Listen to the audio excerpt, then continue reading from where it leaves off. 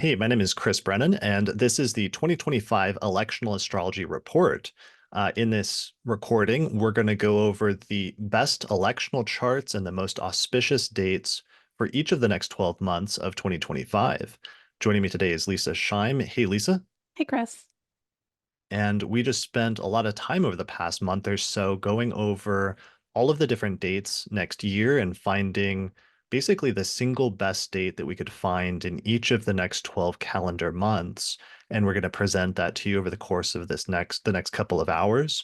We're going to start by giving a little bit of an overview of the astrology of 2025. And as we go through each month, we'll also talk a little bit about the context of the astrology of each month and why we had to place our luckiest date during certain parts of the month rather than others, so that this will kind of also act as a early forecast episode for 2025 as well in terms of the astrology. hmm And we have a lot of big picture changes coming up in 2025 compared to the previous year. Yeah, 2025 is going to be a huge year, and especially there's so many outer planet changes. Basically, every outer planet changes sign this year or does something major, does something important. Why don't we jump into talking about that for just a little bit and talk about the big picture things, and then we'll get into talking about the individual months. Sounds good. All right, so big picture stuff. Outer planet shifts.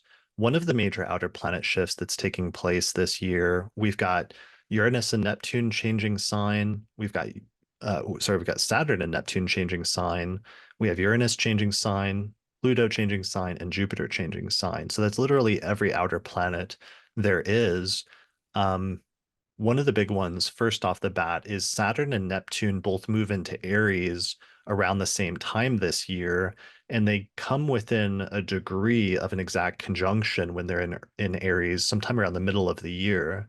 So that's going to be one of the signature energies of this year is that Saturn-Neptune conjunction and that blurring between what's real and what's not, and between different boundaries and the different boundaries of things becoming muddied and other energies like that. Right. And now, initially in 2025, we'll still have Saturn and Neptune in Pisces. One thing that's nice is Saturn and Pisces will be trine Jupiter and Cancer at a certain point during the year with reception. So it's a nice reception trine going on before Saturn goes into Aries. Yeah, that's nice. And then there will be some tensions because even though we're going to get Jupiter in Cancer this year, unfortunately, when Saturn moves into Aries, it's going to be squaring Jupiter in Cancer. So even though we've got a planet in its exaltation, it's going to be held back a little bit by some of that configuration from Saturn.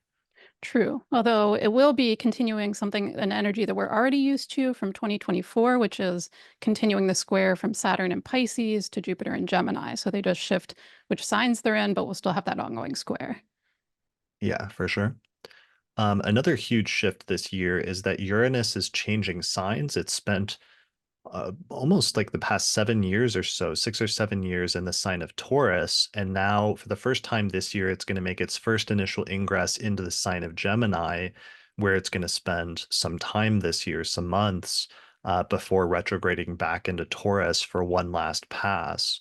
But that initial ingress of Uranus into Gemini is going to be a huge shift and a huge tone change, especially in terms of communications, in terms of travel and other technologies surrounding it.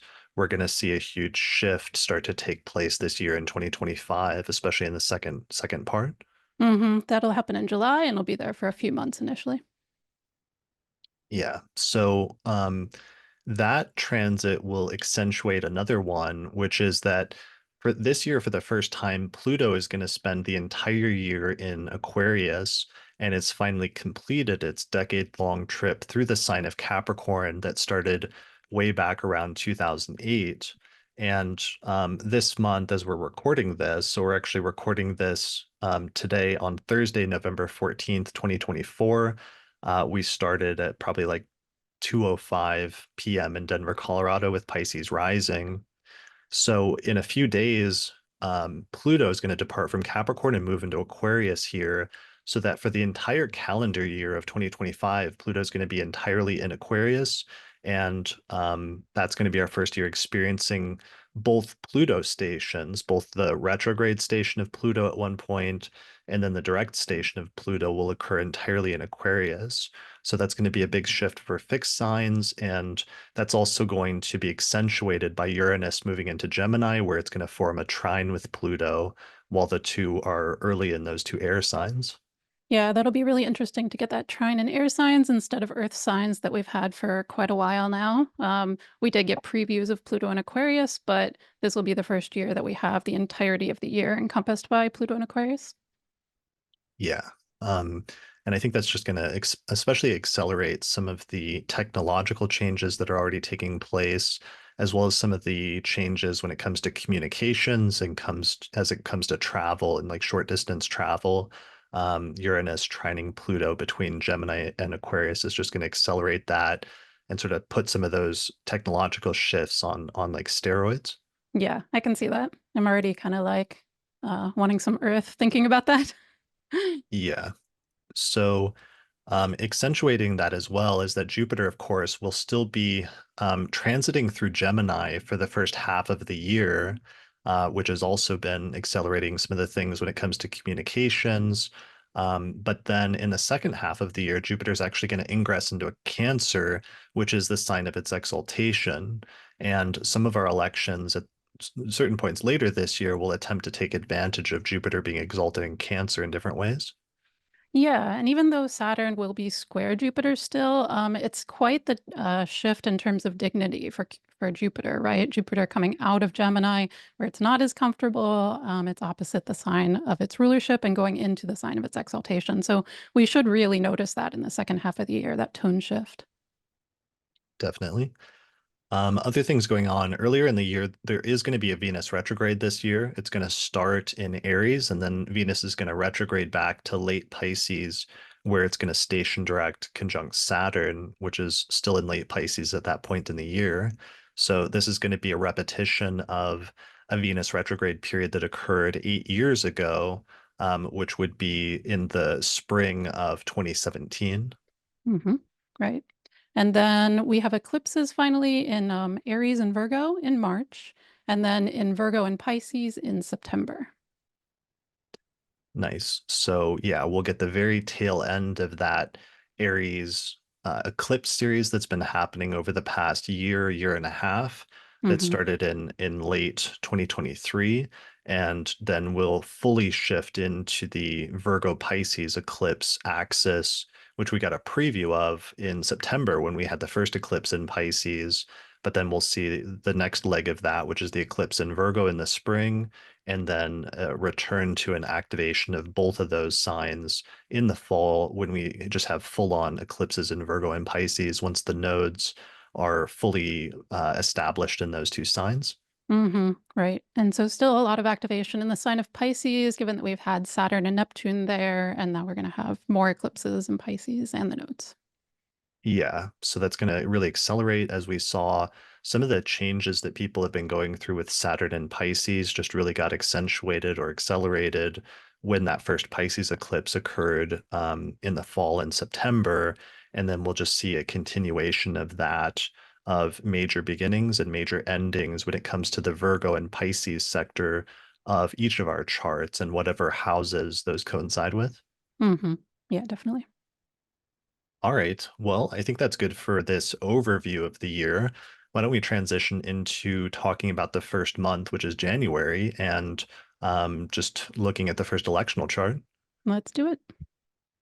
All right. So we kind of split the month up, and I did the first half, or split the year up, and I did the first Hmm. half, and you focused on the second half, and Hmm. then we exchanged notes and went over what each other did. So I will lead with the first 6 months.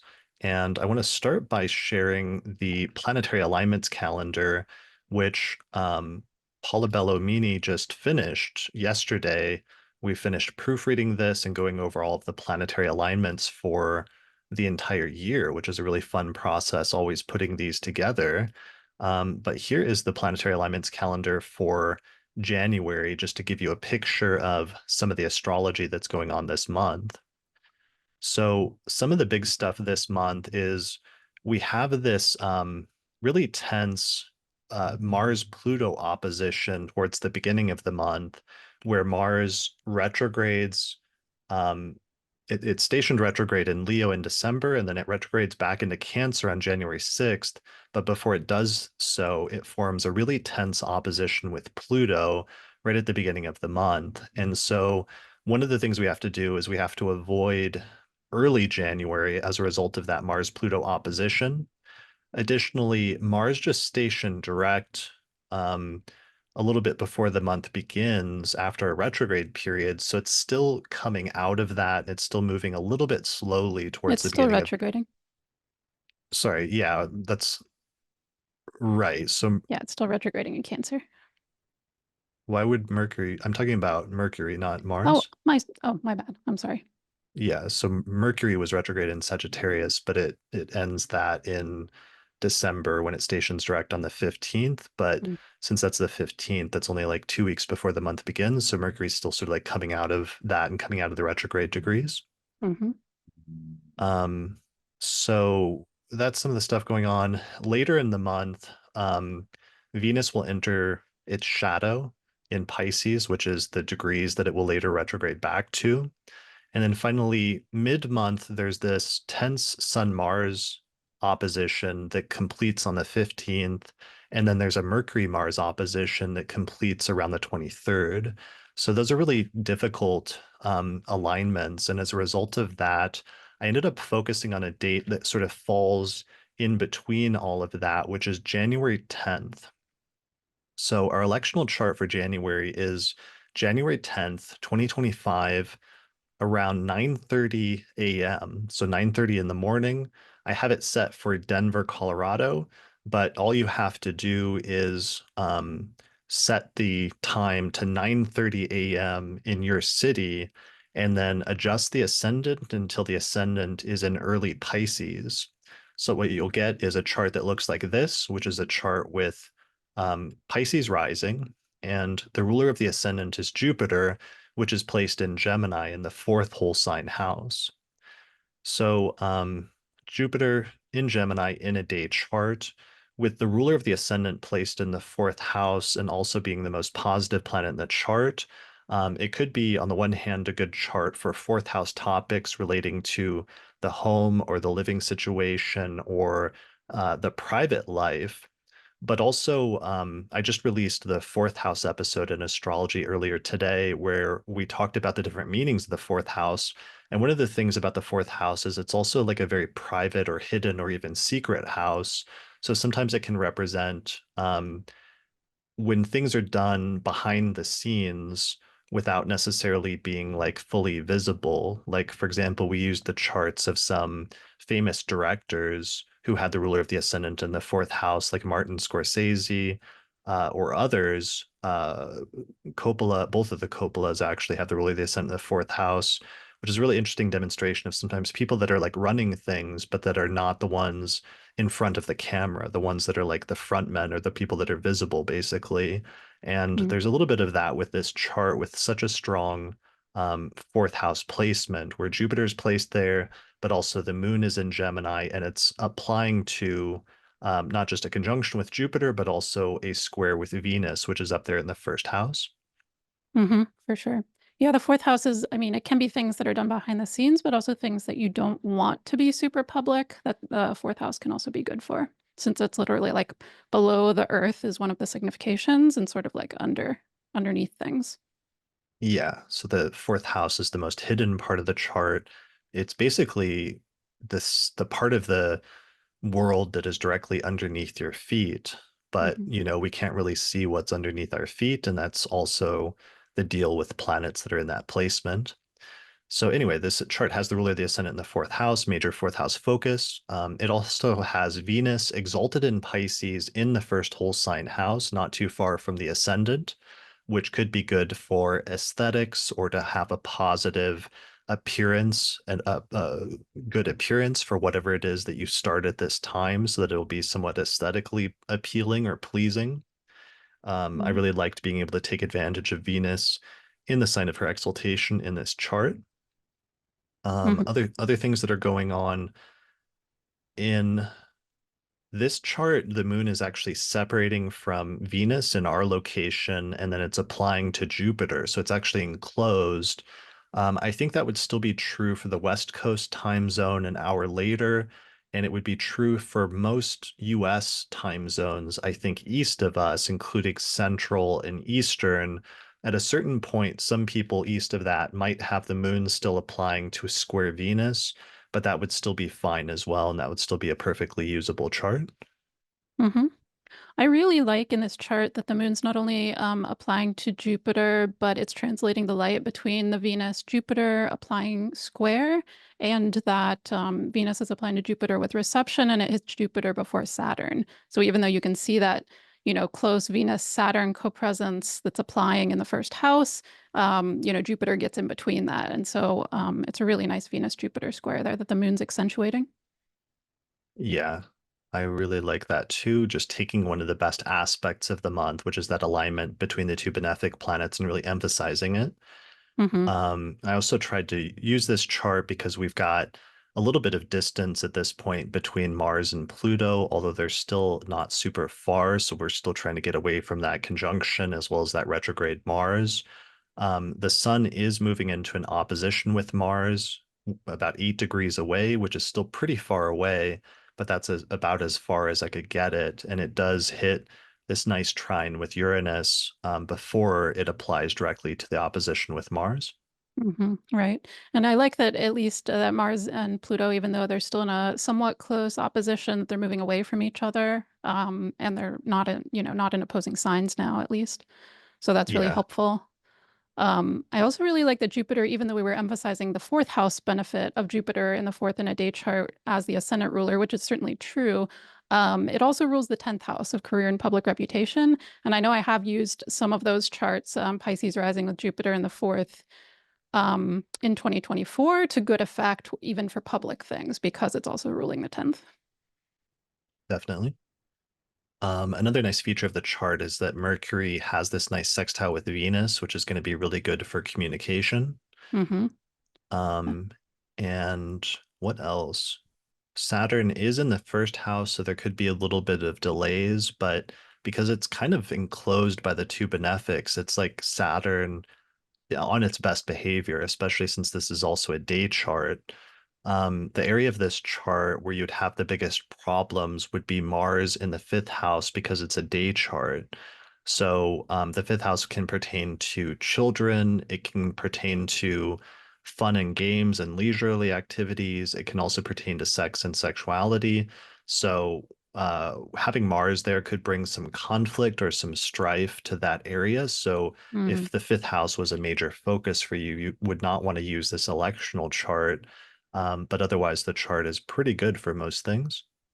for sure. Also, don't use it for gambling since Mars is in the fifth, which rules speculative activities, and it's ruling the second house, so of personal income and finances. Right. Yeah. So second house ruled by Mars, not the best second house chart, but we'll have some other good second house financial charts later this year. Hmm. It is actually pretty good, though, for shared resources with that exalted Venus ruling the eighth, and applying to Jupiter. Yeah, for sure. And like the partner or other people's money. Hmm. All right. I think that's it for the first chart. Do you have any other comments or is any other things we meant to mention about January? No, I think those are the main features. I think that's good. All right. So yeah, I liked this because we start off with a pretty excellent electional chart, like right at the top of the year, even though there's actually some really tense stuff going on early in the month and then tense stuff starting to happen later in the month. There's a nice little sweet spot in between with this chart. Right. It's kind of like the Mario Brothers, just like jumping from this tense aspect to this aspect and kind of like finding that sweet spot in the middle. Yeah, which next later in the year, once we get to some of your charts, I know the jumping spots were much more narrow on 1 or 2 months. Hmm. But we'll get there. We'll get there soon. Yes. All right, so let's transition into talking about February. And here's the planetary alignments calendar showing you some of the major aspects that are going on this month. Um, this month, some of the stuff that I noted is that um, Venus is still exalted in Pisces early in the month, but it's going to switch into Aries really quickly already on the 4th.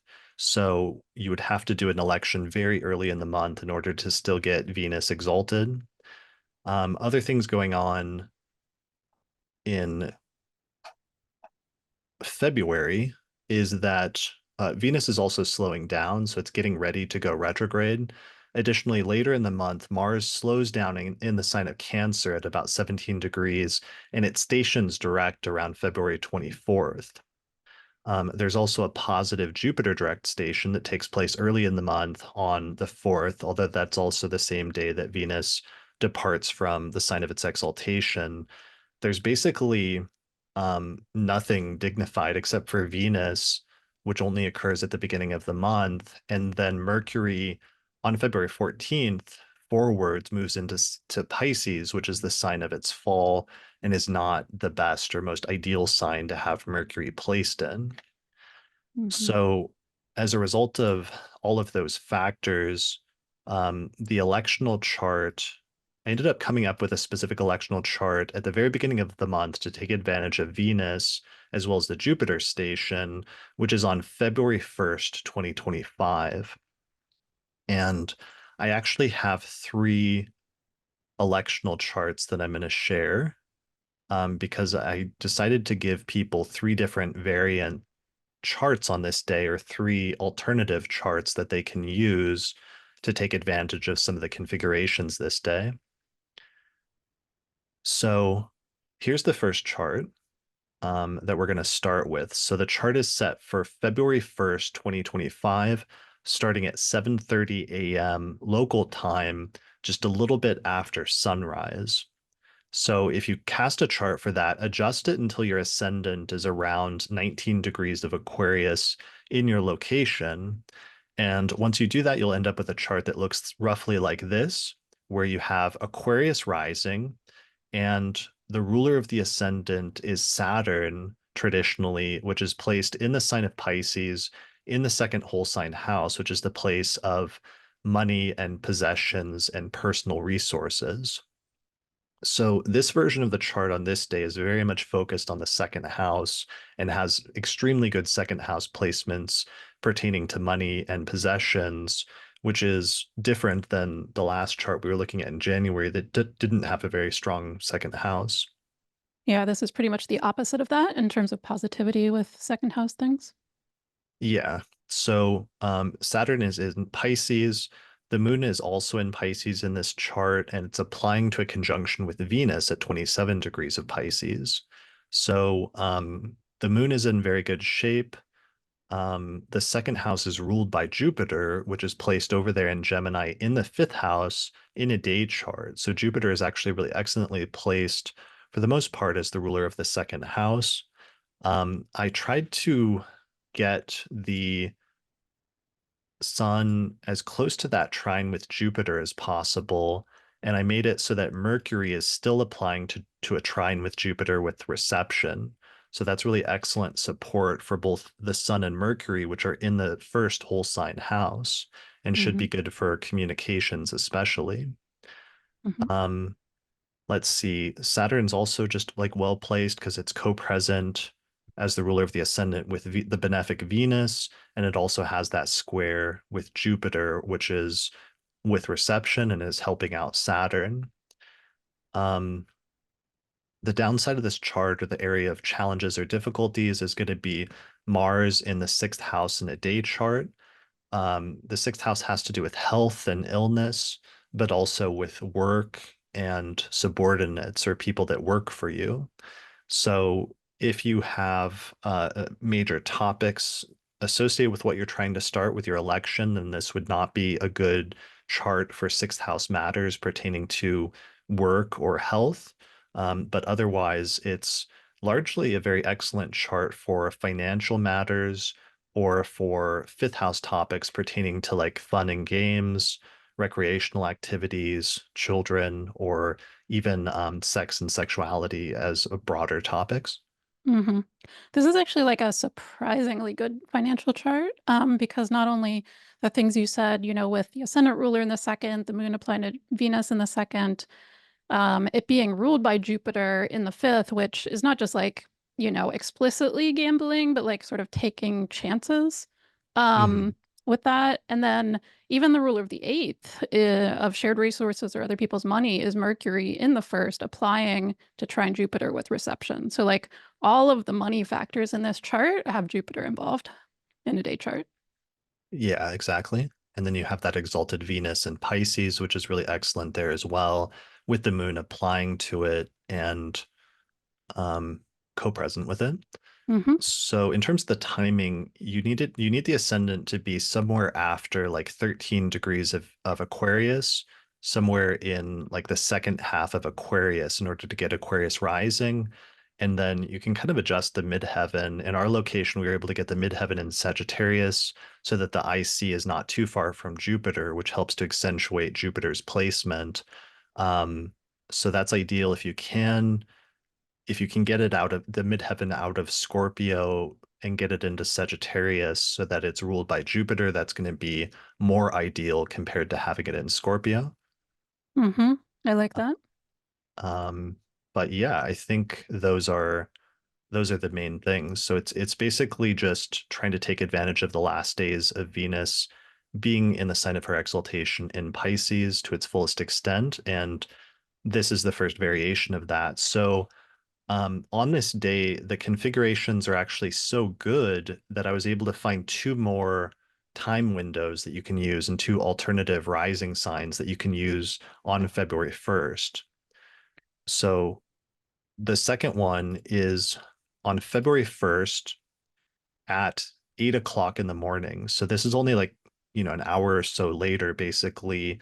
If the ascendant moves into Pisces, it changes the whole sign house placements, but it actually turns it into still another acceptable chart and time window if you can't use the one earlier in the day at sunrise or just after sunrise, or alternatively, if you have different topics that you'd like to emphasize or others that you'd like to avoid, then this gives you an alternative.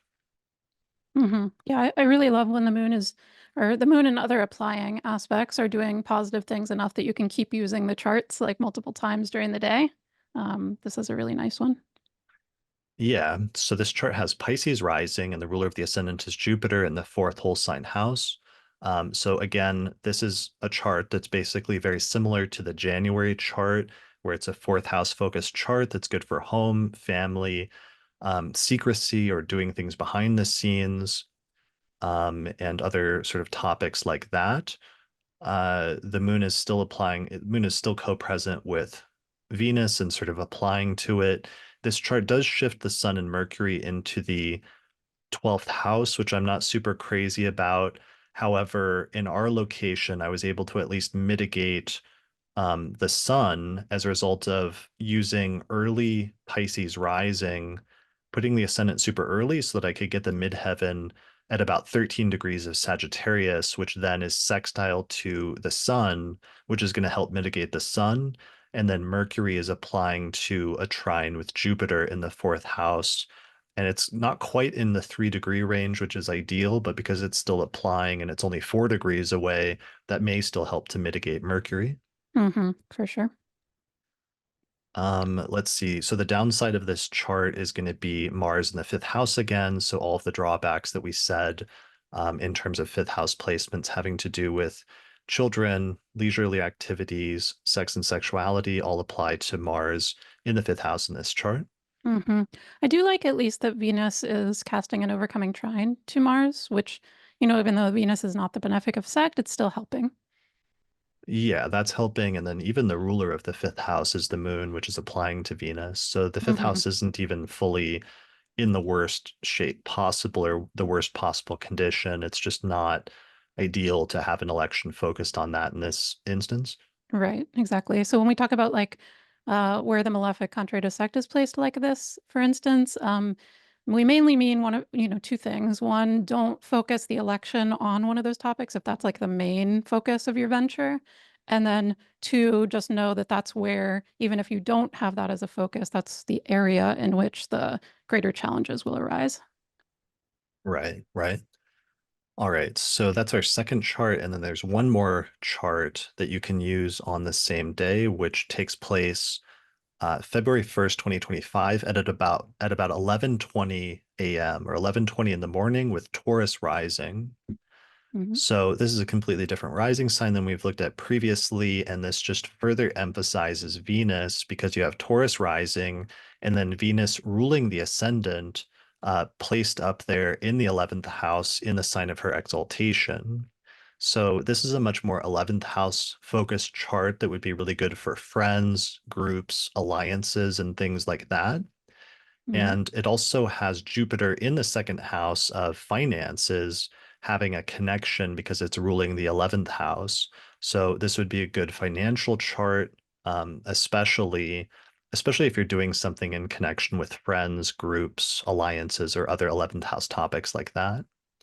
hmm I really like that connection between the 11th and the second, and then the fact that the ruler of the second of personal income and finances is the Mercury in the 10th house of career, trine Jupiter. Yeah, it's helping out career as well, even though career isn't directly connected to Jupiter, it's indirectly connected here. Yeah, it's rare to have both positive second house placement with the benefic in the second house and then have the ruler of the second house also well placed and applying to a benefic with reception. hmm So that just ensures that this is going to be a really good chart for 11th house matters relating to friends and groups, really good house for second house matters relating to finances. Um, so with this chart, my primary goal in terms of the exact timing and setting up the time in your location is I had to use late Taurus rising, like 20 degrees of Taurus rising, in order to get the midheaven out of Capricorn and into Aquarius. And the reason this is important is that in our location in Denver, when the IC is earlier, um, we run into an issue with Mars being on the IC here at 20 degrees of Cancer. So what we want to do is we want to move the IC as far away from Mars as possible, which basically in our location forced us to do kind of late, like the last third of Taurus rising.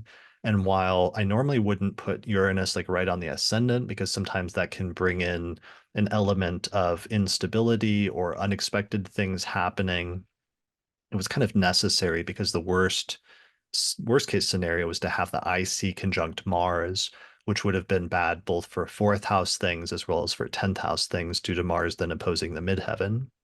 So this does force me to put, in our location at least, Pluto essentially on or close to the midheaven, which is not ideal, although some people may be able to use that constructively to like wield power when it comes to 10th house matters related to career. hmm Let's see, I'm trying to think of what else, but those are the main factors of this chart. So it's like that's why I gave three different variations because we had one chart that was focused entirely on the second house. We had one chart focused entirely on the fourth house, and then we had another chart focused on the 11th house. So depending on what you need to accomplish in February, you've got three different options in terms of whichever one might be most suitable to what you're trying to begin. Yeah, yeah, I love that when there's different options like that. I also, we've been focusing on Venus being exalted in Pisces. It is closely conjunct Neptune as well, and so while this isn't absolutely necessary for your ventures to begin on these days, if it has a sort of Venus Neptune element to it, all the better. Even more positive and sort of matched up with this alignment. So things like artistic ventures, like positive aesthetics that are more ethereal, like with the Neptune element, altruistic ventures, things that are sort of like compassionate projects, and potentially spirituality, although that has a specific house focus too. But those are typically like the most positive expressions of the Neptune. Yeah, and things that require or have some element of like romanticization of things or hmm even like a creative factor would be really excellent for that Venus Neptune conjunction in Pisces. hmm Yeah. All right. I think that is it for the month of February. So why don't we transition into talking about March at this point, and let's take a look at the alignments calendar for March. Okay. All right. So the big thing about March is that we enter into eclipse season at this point, and we can see that lunar eclipse that's going to take place in Virgo on the 14th, which is the very first eclipse in Virgo that we've had in several years now, marking a period of major beginnings and major endings in that sign. Then on the 29th, we get our last solar eclipse in the sign of Aries, which will bring that entire eclipse series to completion. So, the other thing that's really notable about this month is that Venus stations retrograde at the very top of the month in the sign of Aries, and then it's going to start moving backwards and it's going to retrograde into Pisces, where it'll eventually slow down and station direct conjunct Saturn. Hmm. Um, let's see.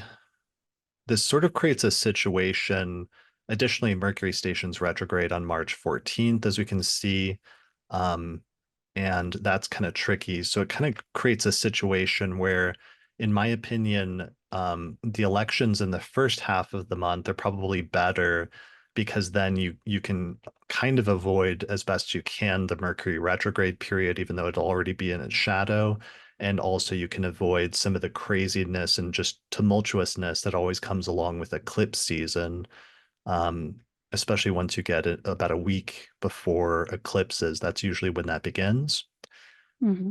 So as a result of that, my electional chart for this month is going to be on March 5th, and I have two variations for that. So let's see. I'll show the more familiar one first.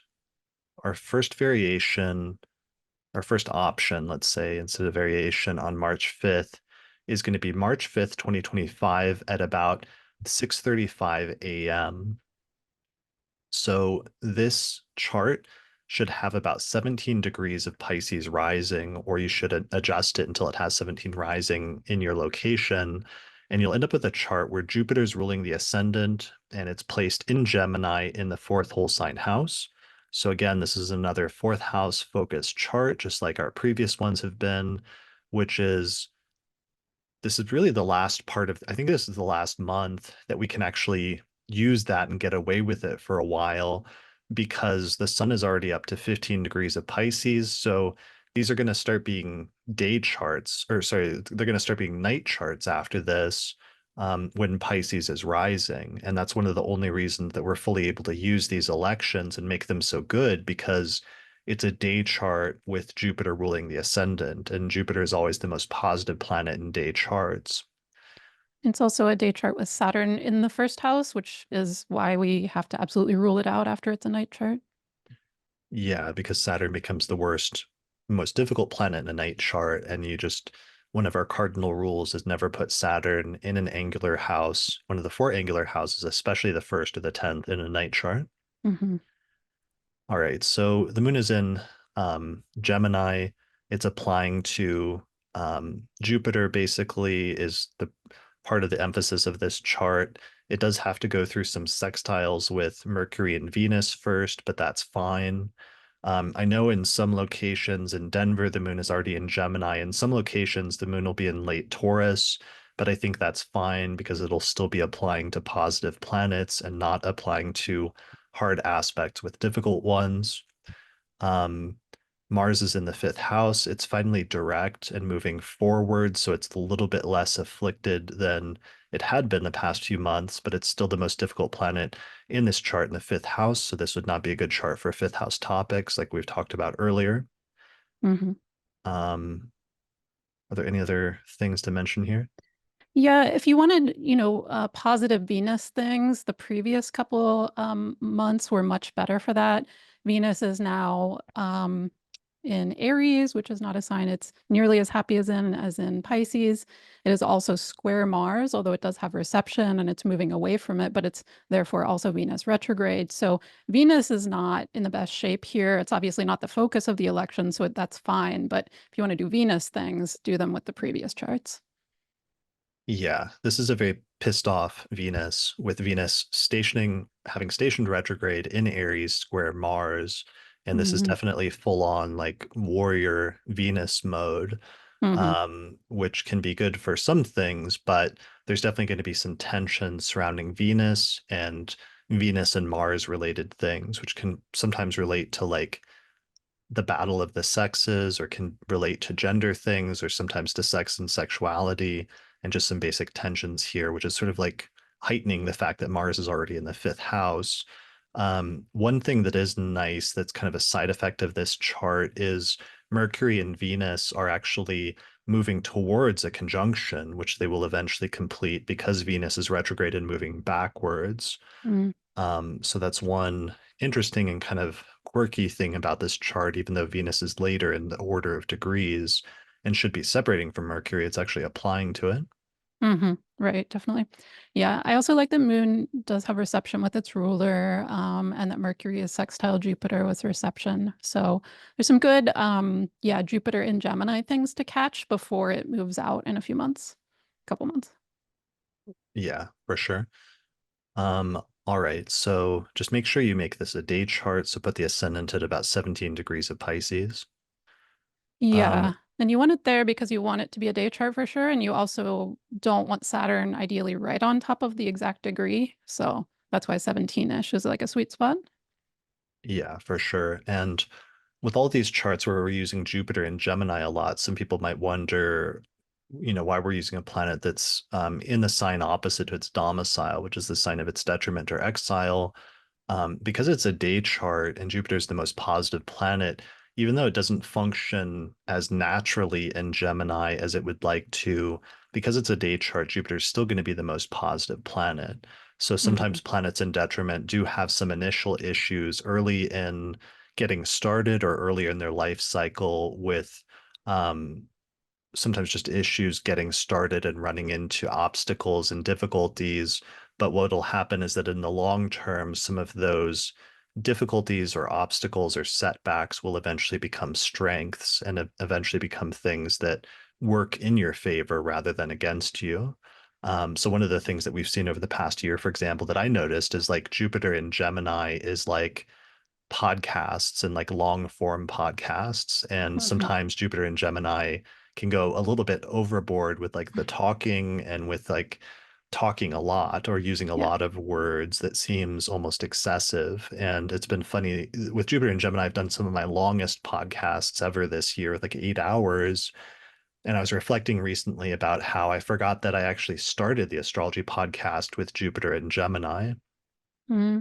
like 12 years ago. So that is why I do long podcasts. And some people obviously might view that as like a negative or if they don't want that much information, but other people they really like the deep dives or they like the extended discussions on a specific topic, do enjoy that. And to the extent that the podcast has been successful, even though I do such long episodes, I think that's just a demonstration that planets in detriment you can sometimes be fine, especially if they're not otherwise afflicted, if they have a good configuration with their ruler, and if it's like the benefic that's of the sect, like we have with here with Jupiter in a day chart. Hmm, for sure. And it also just touches on, even if it isn't in, the most classical dignity, it depends on what you're using it for still, right? So if you're using it for like words, that's actually going to be better in some ways, at least, than Jupiter in Cancer. Like if you really want like lots of like free flowing conversation, like that is Jupiter in Gemini. Yeah, as opposed to something more concise or what have you. Hmm. Yeah. All right. So there is an alternative chart on this day, though, that I did want to show. So the alternative time, which is also at a little bit better of an hour during the day, it's on March 5th, 2025 at 10:30 in the morning with Gemini rising. So this chart also puts the focus on Jupiter, but it puts Jupiter right on the ascendant, essentially. There in Gemini, and it puts the moon more fully in Gemini at 2 degrees, where it's still co-present and widely applying to Jupiter. Mm. Nice. So yeah, this chart's different because it's a variation we haven't seen yet where it's Gemini rising. So the ruler of the ascendant is Mercury, which is up there in the 11th house. It's a little tricky, and I presented the other chart first because Mercury's in Aries, it is applying to a square with Mars that's extremely wide. Hmm. Um, yeah, it's way over 10 degrees wide. But because Venus is retrograde and applying to Mercury, Venus kind of like blocks that conjunction before Mercury completes it. So that creates a little bit of a protective barrier, having Mercury applying to Venus as its next aspect and also being as wide from Mars as it is. Hmm. Right. Yeah, I do like the other one a little better with Jupiter as the ascendant ruler, just because Mercury is going to station, and that's, it has good things going for it, like you said, with the conjunction with Venus coming up. So it's definitely a usable chart. It just puts more of the focus on that Mercury ruled by Mars. Yeah, that's the other thing I forgot to mention is because Mercury is getting ready to station retrograde, it actually never completes the square with Mars, which is the other reason that the chart's kind of surprisingly actually usable. Hmm. Mercury is also applying to Jupiter first by sextile before it gets to Mars, which acts as another protective sort of boundary. Yeah. But if I animate the chart, you see Mercury slowing down, and just after it conjoins Venus, it slows down and stations at 9 degrees of Aries. So it never actually catches up to Mars, at least not while the two of them are in the same sign, I believe. Hmm. Yeah, that's good. Yeah. So taking it back to our chart. So yeah, Moon Jupiter conjunction day, very good. Hmm. Mercury ruling the ascendant in the 11th house, showing a focus on friends and groups. Mars is in the second house in a day chart, which we haven't seen before. So this would not be a good chart for financial matters or matters pertaining to possessions or things that you own or the acquirement of things like that. Hmm. Mars in the second can tend to indicate things like losses when it comes to that area, or even like theft or having something taken from you. Right, right. And then Jupiter's ruling the 10th and 7th houses and then placed in the first. Saturn is in the 10th, but it's in a day chart and Jupiter has that applying reception. So I like it pretty well for career as well, although there may be more of a like long-term plan going on with things at this time versus like needing short-term results with careers. Probably not good with Saturn in the 10th, but it is decent for long-term things. And then any like one-on-one major interactions with Jupiter ruling the seventh and placed in the first. Right. Exactly. Yeah. So surmountable difficulties a little bit with Saturn in the 10th, but otherwise negotiable. And yeah, this is basically the best I can find to get stuff in just before the Mercury retrograde and just after Mercury has departed from like Pisces, where it was conjoined Neptune on the Hmm. first, on the Right. open of the month. Yes. Yep. Yeah. So people can use one of those two dates for March and for March 5th.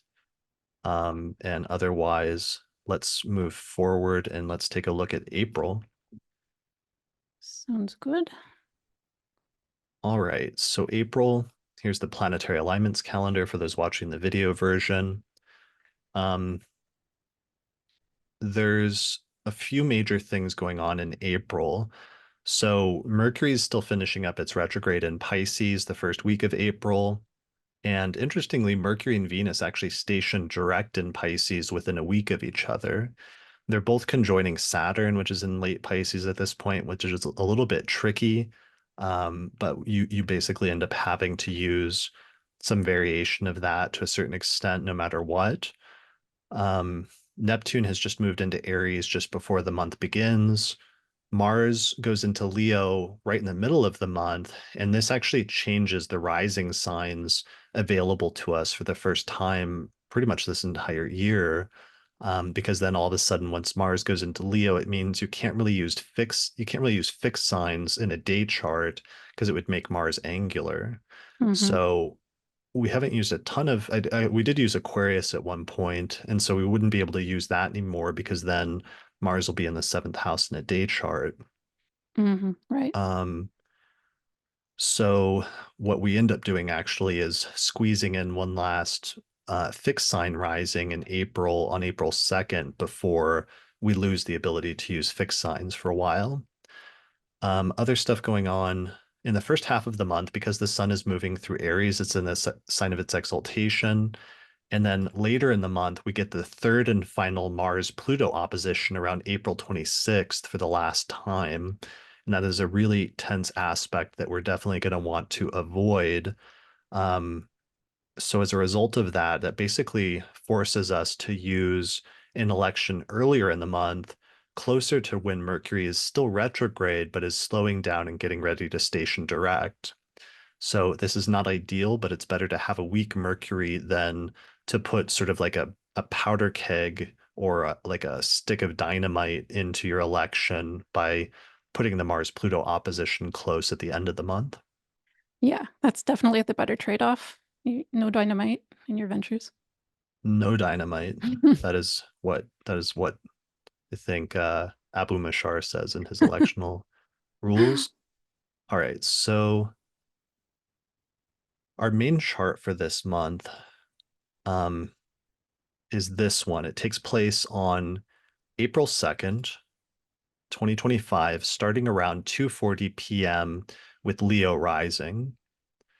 So what you end up with is a chart which, unlike some of our other charts, is like suddenly very nicely placed in the afternoon during like normal business hours, which is always a plus. We did try Mhm. to make we did have a rule for this year's electional report where we tried to make all of the charts day charts during like daytime hours when people are awake for the most part. I think we might have a few exceptions to that, but most part we tried to make them more approachable this year, practically speaking, while Mhm. also taking into account the best astrology. Right. So this chart, Leo rising, the ruler of the ascendant is the sun, which is exalted in Aries in the ninth whole sign house, which is the place of travel. It's the place of education. It's the place of divination and astrology, as well as interaction with foreign countries and people from foreign places or from backgrounds that are different than your own. Mhm. What I love about this chart is that I was able to catch the sun at 13 degrees of Aries, still applying to a sextile with Jupiter at 16 degrees of Gemini in the 11th house. And I was able to put the moon in the 11th house, applying to a conjunction with Jupiter in a date chart. Yeah, I love that. That's great. Both of those. Yeah, so we have this very auspicious sun placement, very auspicious moon placement, with the moon applying to a conjunction with Jupiter in the 11th house of friends and groups and alliances. This creates an excellent situation, not just for ninth house activities, but also for 11th house activities related to friends and groups and social movements. Um, the downsides of the chart, we were able to get Venus in her exaltation in Pisces, although she's retrograde and like applying to conjunction with Saturn. So she's not the happiest Venus, but also not the worst either. Mhm. The major downside with this chart, of course, is paying attention to Mars because it's a day chart and it's in the 12th house, which is the place of enemies. Sometimes the 12th can relate to health issues and it can also relate to self-undoing. So those could be major topics. Those are kind of topics that are hard to avoid, but you'll just find that if you have Mars in the 12th house, that you have greater issues with people who you don't get along with or with people who are detractors for some reason. Right, for sure. Which doesn't sound great, but you have to put Mars somewhere, and at least, it's in the 12th, it's kind of tucked away and not as active in the chart. So, that's often why we put it there. Yeah, for sure. So as I said, because we have to use this chart earlier in the month, Mercury is still retrograde. So Mercury is not in great shape in this chart, being up here at 27 degrees of Pisces. It's retrograde. It is only like 4.5 days away from stationing. So it is getting ready to go direct, which is good. It is conjunct Venus. It has Mhm. a little bit trouble telling the truth because it's conjunct Neptune within like 4 degrees. Um, but yeah, it's like you can't do much with Mercury here, but it's at least towards the tail end of the retrograde so that some of the delays and the technological snafus and other things associated with Mercury retrograde should be starting to wind down by this point rather than if you do something at the beginning of a retrograde, they're starting to wind up and just get started. For sure. Yeah, this chart reminds me of like good leadership around with the exalted sun around ninth house topics, and then kind of bringing in like the larger social sphere like social networks or social movement things even. Not everyone's going to use this for activism, but that's something you could use it for instance. It's just not as good with like need if you need practical details and it's more of a fuzzy Mercury, but really good ninth and 11th houses. Yeah, exactly.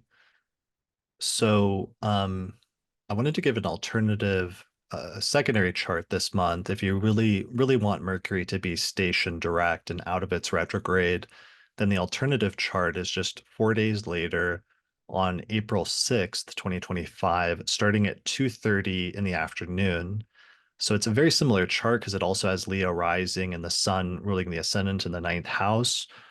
Mercury, this is basically the day that Mercury stations direct, though. So we can see Mercury stationing here at 26 degrees of Pisces, conjunct Venus, still over there in the eighth house, which is like shared resources, other people's money, death, mortality, inheritance, and things like that. The major, though, downside, not downside, but the reason I don't like this chart as much as the previous one is because the sun by this point is at 17 degrees of Aries. So it's actually separating from the sextile with Jupiter rather than applying to it. And that is less ideal because in electional astrology, applying aspects always indicate the future, while separating aspects indicate the past. So it's kind of like the one of the best parts of the previous chart is moving away into the past rather than developing in the future.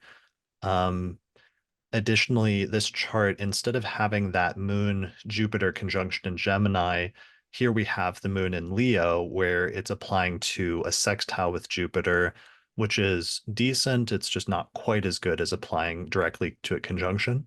Hmm. Yeah, I also like the earlier chart a little bit better. I like that said, I like some things about this one that are nicer. The moon's applying to both the sextile with Jupiter and then immediately afterwards the trine with the sun, and so it's kind of translating the light between the slightly separating Sun Jupiter sextile and symbolically bringing them together a little bit still, even though they are technically separating. Um, I also like that the moon is depending on its ruler as the sun, the exalted sun versus like the debilitated Mercury.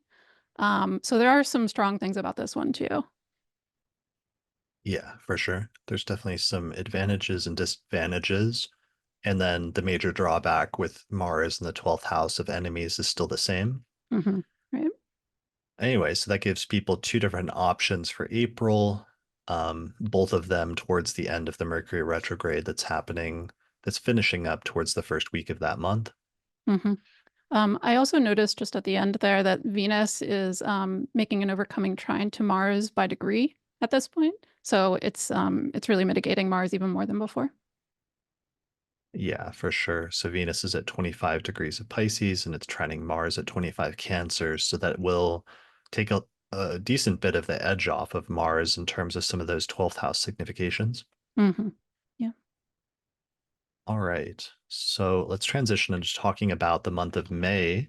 Okay. And let's do the overview first, and I'll show the planetary alignments calendar. All right. Here's the planetary alignments for the month of May. In terms of the big picture stuff, um, the Mars Pluto opposition is still very close early in the month, which is tricky and is something we really want to avoid because of the volatility of that aspect. And then what's annoying is that there's a Mars Uranus square that starts to build up when Mars is in Leo, moving into a square with Uranus in late Taurus, and that starts to build up by the end of the month of May, although it's not super close yet. So it's not like something we absolutely have to avoid in the same way that we have to avoid the Mars Pluto opposition earlier in the month. Hmm. Um, in terms of planetary dignity, the big change is that Mercury actually moves into Gemini from the 25th of May forward. So it's really good to take advantage of that ingress because all of a sudden we have a dignified planet that we can use to its fullest extent because it's in its natural element and it's in its home sign of Gemini. Hmm. So as a result of that, we're going to focus on some charts that take advantage of that placement. And I'm going to give you three variations of an election that takes place, or three options for an election that takes place on May 27th, 2025. That's going to be our most auspicious electional date for the month of May. So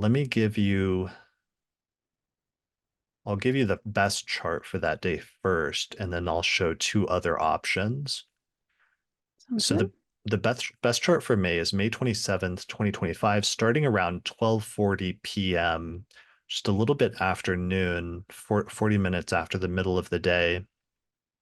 And if you cast a chart in your location for that, what you're going to end up with is a chart with Virgo rising, and the ruler of the ascendant is Mercury, which is placed in Gemini in the 10th whole sign house, where there's a whole stellium of planets in the 10th house, which is really auspicious. The most important part of this election is that Jupiter is still in Gemini, and this is one of the last elections where we can squeeze the very last out of Jupiter in Gemini and really take advantage of that placement, especially now that Mercury is there in its own domicile. Hmm. So we see Jupiter is placed there at 27 degrees of Gemini in the 10th house in a day chart. So as a result of that, this is just a really excellent chart for 10th house matters that pertain to career, overall life direction, reputation, being visible or being in the public, and just generally being well received in the public, as well as being effective in one's actions, since the 10th house is also the place of action and occupation. Right. And then it's exceptionally positive, of course, if any of those topics for you happen to also involve like language, speaking, writing, translating, anything having to do with words. Yeah, anything related to Gemini or related to Mercury are going to go very well with this chart. Hmm. The chart takes place just after a new moon in Gemini, and we see that the moon is separating from the sun and it's applying to a conjunction with Jupiter, which is very auspicious. We also have a very lovely sextile from Venus, which is over there in Aries. It's in the eighth house, so it's not the happiest Venus, but we are at least on the other side of the Venus retrograde at this point. Venus is no longer square Mars, instead, it's trining Mars with reception. And Venus has not just the sextile with the moon in the 10th house, but also the sextile with Jupiter, and that's really helping to mitigate Venus's eighth house position so that it should have more constructive manifestations of its significations in the eighth house. For sure.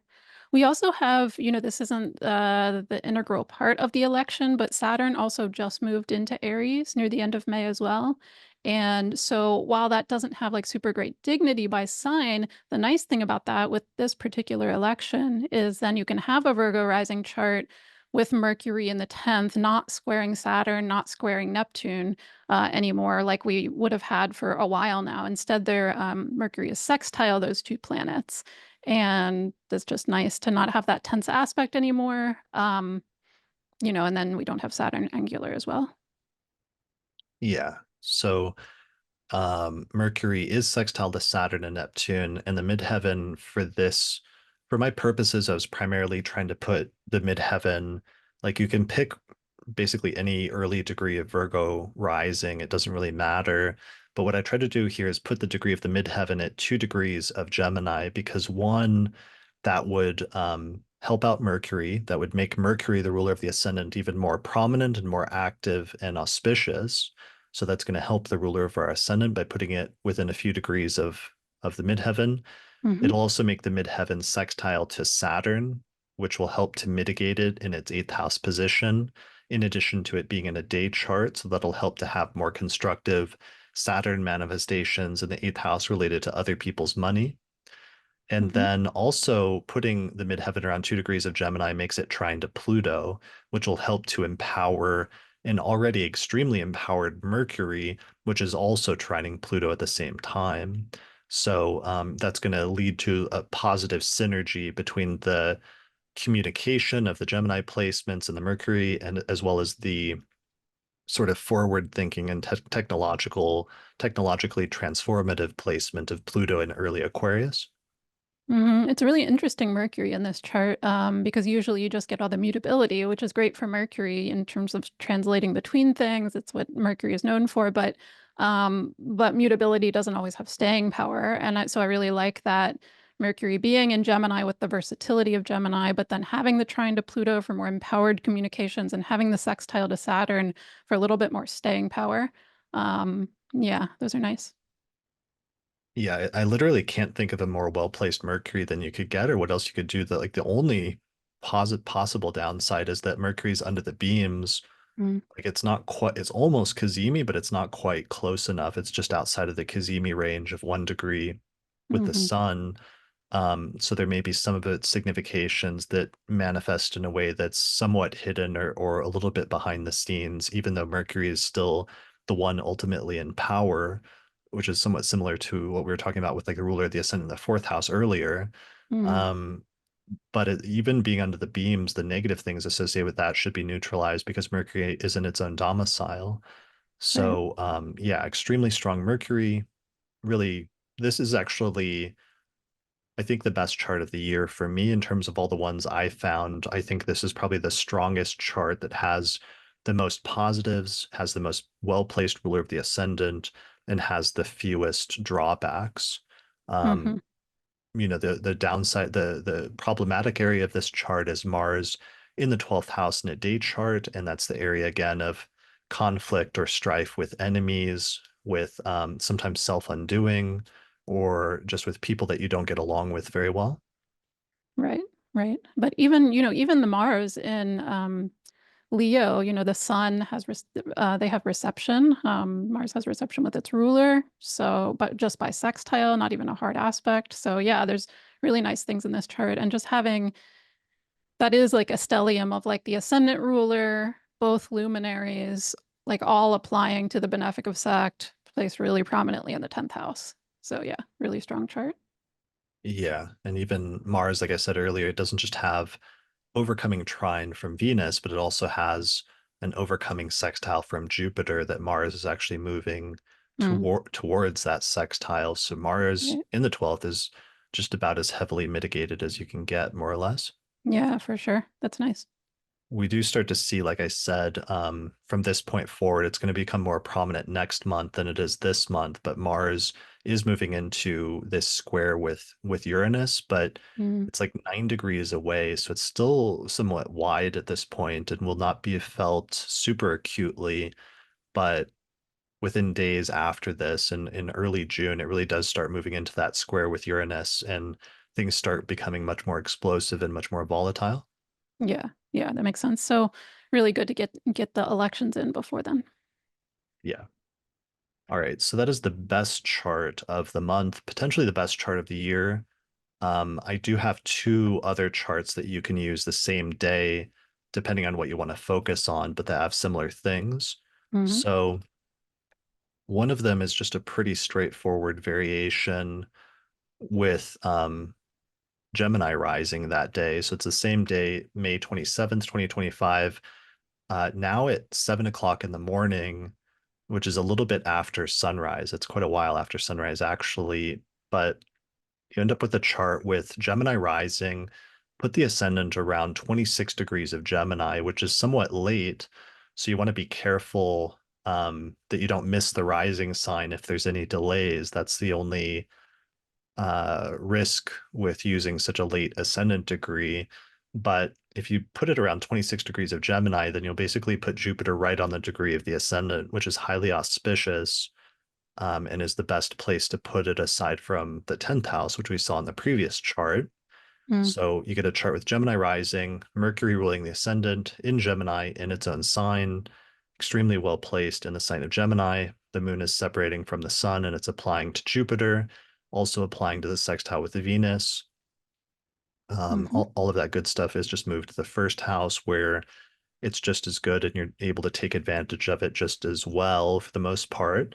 The major downside in the chart is Mars moves to the third house which creates a mixed picture because that can be a little bit challenging for communication, especially challenging for like short distance travel, um, challenges involving like neighbors or sometimes siblings or extended family can be an issue with Mars in the third house in a day chart. Hmm. But again, a lot of those things are mitigated to some extent due to Mars's configurations with both benefics, which are still the same. Right. There Yeah. is, It's an interesting picture with regard to communication, like forceful communication with Mars in the third or potential arguments, and yet still really strong communicative chart with that entire stellium of Gemini planets applying to Jupiter. yeah, it's like a strong communicator who is excels at what they do, but sometimes can be a little bit too brusque or too aggressive in their communication style, which can sometimes Mhm. cause conflicts. For sure. Yeah. So sometimes, especially conflicts with friends, since Mars is ruling the 11th house, we do see that the Venus and Saturn placement in Aries shifts to the 11th house. So we get kind of a mixed picture when it comes to friends and groups. There may be some surmountable difficulties or some issues involving setting boundaries with friends and groups as a result of the Saturn-Neptune conjunction being in the 11th house. Hmm. Right. Venus is attempting to balance things out a little bit there by being in the 11th, but it's a day chart, so Venus is not perhaps fully successful. Right. These are both really strong career charts, career and public reputation charts with just, the stellium in Gemini in the 10th house in the previous chart, and then the stellium in the first, but then Jupiter ruling the 10th and placed in the first on the ascendant in a day chart. So both really good for career. I noticed this won't be true for every or applicable for everyone, but I noticed this is just like right after the NORWAC astrology conference that weekend.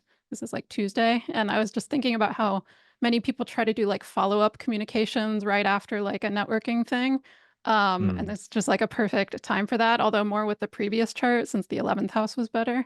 But just like really funny kind of timing there for like a flurry of communications right afterwards, which is often what happens. But this is like a really positive way to use that. Yeah, for sure. I like that. All right. So there's one more alternative that day, alternative rising sign that you can use, or different electional chart, which shifts things in a completely different way than we've seen in our elections up to this point. So this one is set for May 27th, 2025 at 8 o'clock in the evening or 8 o'clock p.m. And you should get a chart that has roughly, you want to adjust the ascendant until it's at exactly 4 degrees of Sagittarius. So very specific about that because it's very important to get it about in that range and to put the ascendant at about 4 degrees of Sagittarius in your location, whatever that takes. If Hmm. you do that, you'll end up with a chart that looks like this with Sagittarius rising, and the ruler of the ascendant is Jupiter and Gemini in the seventh house of relationships and partnership and other people. Hmm. So this chart basically shifts the really auspicious Gemini stellium and it puts it in the seventh house of relationships and other people, which would just be excellent for relationships, for marriage, for other seventh house topics, especially partnership or a business partnership, especially one that's involved in your career, since Hmm. Mercury is not just ruling the seventh house, but it's also ruling the 10th house. Um, yeah, so we still have the moon applying to the conjunction with Jupiter, as well as a nice sextile with Venus. Um, Mercury is in its own domicile in the seventh house. Everything is in really good shape there. The difficult area is Mars in Leo in the ninth house. So it would not be good for foreign travel or interaction with people from a foreign background. It might create some challenges when it comes to education or beliefs, like political beliefs can sometimes come up with Mars in the ninth house. Hmm. I'm trying to think of other topics. There are, of course, as we said, mitigations to that with Mars getting those sextiles or that those trines from the two benefics, as well as the ruler of the ninth house itself being well placed, which is the Sun in Gemini. For sure. Yeah, lots of mitigations there, but yeah, anything having to do with long distance travel or publishing or academia, not the best for. Yeah. So the reason you want to put the ascendant at about 4 degrees of Gemini is you have to make sure this chart occurs just before sunset when it's still going to be bright out. It's still going to be daytime out, but the sun is only like 3 degrees above the descendant at this point. So it's getting ready to set. So this is in the evening, still bright out, but it's going to turn dark not long after that. So if you have any delays, you could miss the election entirely, in which case it's not a complete deal breaker. It just becomes significantly less auspicious because then Jupiter would not be the most positive planet in the chart, in a day chart, in an angular house, which is really the primary thing that we're going for here. Yeah, you definitely want to be careful about the timing. It's, it won't be the best planet then in the chart, and also benefics out of sect can sometimes emphasize a little bit more of the drawbacks of those placements. So that would be like overdoing things in the case of Jupiter. Yeah. And then this chart, it's a good seventh house relationship and partnership chart when it's a day chart with all that Gemini stellium in the seventh house. And we do find Venus and Saturn in the fifth house. And Saturn can create some, in a day chart, can create some surmountable difficulties when it comes to like sex and sexuality, or even the topic of children. Those things should be like sometimes delays. Those things should be negotiable here, and like something that there's like initial difficulties that are eventually overcome through hard work or dedication in a day chart. But if this switched to a night chart, then it would just be a complete mood killer, and it may say no like permanently to certain things when it comes to the fifth house of like children, fun and games, leisurely activities, or even sex and sexuality. Right. Yeah. It's a great partnership. If you're thinking about personal partnership as opposed to business, yeah, it's a great one for a day chart, but you probably wouldn't want to use it in a night chart. Right. Yeah. Um, all right. I think that's it. So that's the third sort of variation, but this date I think is my favorite date out of any of the first half of the year and after the first 6 months of the year. And especially because there's so many different variations, you could even use different times during the course of the day if you had multiple things to do, or if you had something that you were starting, you could start at the beginning of the day and use each of these three rising signs to launch different parts of it during the course of the day. There's just a lot of options here when we have such an auspicious lineup in Gemini, and it's nice to be able to have different options all on the same day. Yeah, I really like that. They're really strong charts. It's really nice to have multiple times of the day to do things. And looking at those charts, I can predict that this is one of those days where you'll see like all of the astrologers suddenly launching all their things on that day. Right. Yeah, for sure. All the astrologers are probably going to catch on to that eventually. I think we're the first to see it ahead of time. So we could just say everyone's copying us after this point. Right. Yep. Yeah. All right. Let's move on to June, and Okay. then we'll wrap up. We'll take a little break before we move into the second half of the year. Sounds good. All right. So here is the planetary alignments calendar for the month of June, where we can see there's a lot of stuff going on. Um, so the most tricky thing this month that we have to work around, that's actually kind of difficult to work around, is there's a really tense and explosive Mars Uranus square, which occurs right in the middle of the month between Mars in late Leo squaring Uranus in late Taurus. So that's a really volatile aspect that can indicate like unexpected explosions or outbursts or strife and different things like that that come completely out of nowhere, Mhm. and have like a surprising element to them or unexpected element to them. Additionally, at the beginning of the month, Mercury leaves Gemini on the 8th, so we lose that sign-based dignity of Mercury pretty quick early in the month. We do make up for it by getting Jupiter going into Cancer on June 9th, which is positive because now Jupiter is moving from the sign of its detriment to the sign of its exaltation, where it's going to be raised up and it's going to do the best version of what Jupiter likes to do for the entire second half of the year as much as it can. Mars, just after it completes the square with Uranus, it actually moves into Virgo and spends the rest of the month going through that sign from June 17th forward. So I was kind of torn between using the last of Mercury in Gemini at the beginning of the month versus trying to take advantage of Jupiter in Cancer in the second half of the month. But it was really hard to navigate around the Mars Uranus square mid month, and especially how that's still applying for pretty much the first half of the month entirely. So in the end, I ended up deciding that it's better to go with the second half of the month and focus on Jupiter in Cancer, because then it'll allow us to remove as much as we can and to get a little bit of distance from that Mars Uranus square, which is so volatile. Yeah, it's really good to have that separating instead of applying, Yeah. And it also gave me a chance to take advantage of and try to get one election in using Jupiter exalted in Cancer. which I otherwise got the bulk of. Yeah, you got all of the Jupiter in Cancer this year, basically. Yeah. So what I came up with is this chart. So our electional chart, our most auspicious date for June is on June 26, 2025, starting around 6 o'clock in the morning, which is just after sunrise. So what you'll end up is a chart that looks like this, which is a chart with Cancer rising and the ascendant around, let's say, 9 degrees of Cancer, give or take.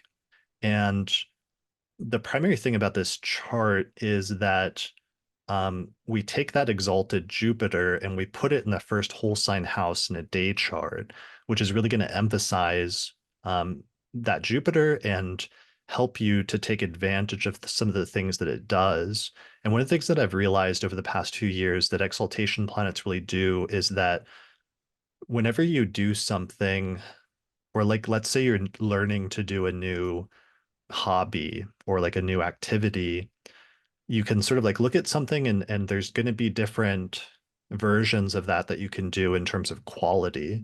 There could be like a middle quality version, there could be like a lower quality quick version that you could do, or there could be the version that's like the highest possible quality version of what you're trying to do as an option. And that's basically what exaltation planets are, is they just indicate whatever the best version of that is, or the highest quality version, or the most eminent and sort of like highest, sometimes like social class version of that is Hmm. essentially what you get with planets in their exaltation. So sometimes like we've seen over the past year in our example charts that sometimes like exalted planets can indicate like royalty, for example, because they're Hmm. people that have a lot of things going for them in different ways, or up Hmm. at the top and have visibility. Right. Or I've seen like several instances of like prominent like meditation teachers or something where people like know who they are. They're obviously also very practiced and they're putting all their efforts into it, but it's also like the station that they reach with that effort is kind of the exaltation. Yeah, and we saw that, like we saw a chart of one person that had like an exalted ruler of the seventh house of marriage and they married into royalty. Right. Or we saw like another chart of somebody that became royalty when the exalted planet was like the ruler of the 10th house. Even myself, like after coming to this realization about exaltation planets, I finally understood part of my approach to doing things when it comes to the podcast or my book or other things, that I always try to research things extensively ahead of time, and then I just try to do like the best version of that possible. Hmm. So sometimes that has me taking it longer to do things. Like it took me 10 years to write my book. Or sometimes it has me doing longer podcasts, like I'm doing the Houses series right now with these like 8-hour episodes, but it's because I'm using like 100 charts in order to comprehensively do the best treatment of that topic that nobody has ever done before, and sort of like raise the bar when it comes to that topic. Hmm. So that's what exaltation planets do, exalted planets, and that's what you will get out of this exalted Jupiter in Cancer in the first house. You'll also have the moon ruling the ascendant in its own domicile in Cancer. And in our location, it's applying to a sextile with Venus, which is in its own domicile in the sign of Taurus, which is really excellent with Venus in the 11th house of friends and groups and alliances. I really like this too. I don't know, in terms of the best chart of the first half of the year, they're both last month and this one is they're both really good in totally different ways. Yeah, for sure. This gets more of the exalted Jupiter vibes, as well as basically just having both benefics and almost as best of condition as you can get them. hmm Whereas the previous chart with Mercury and Gemini was more just taking advantage of the best version of a Mercury chart that you can get. Right. The previous one is much more communicative focused. This is more like just sort of more general abundance. There's also a much bigger emotional vibe to it and like emotionally inclusive vibe with that Jupiter and Cancer in the first, along with the other both the luminaries in the first. Yeah, for sure. So, in trying to use Jupiter and its exaltation in Cancer, one issue I ran into was that Saturn and Neptune are in early Aries. So they are squaring the Sun and Jupiter. There was an earlier version of this chart that I was working with where the Sun was earlier in Cancer, still applying to Jupiter, which would have been ideal.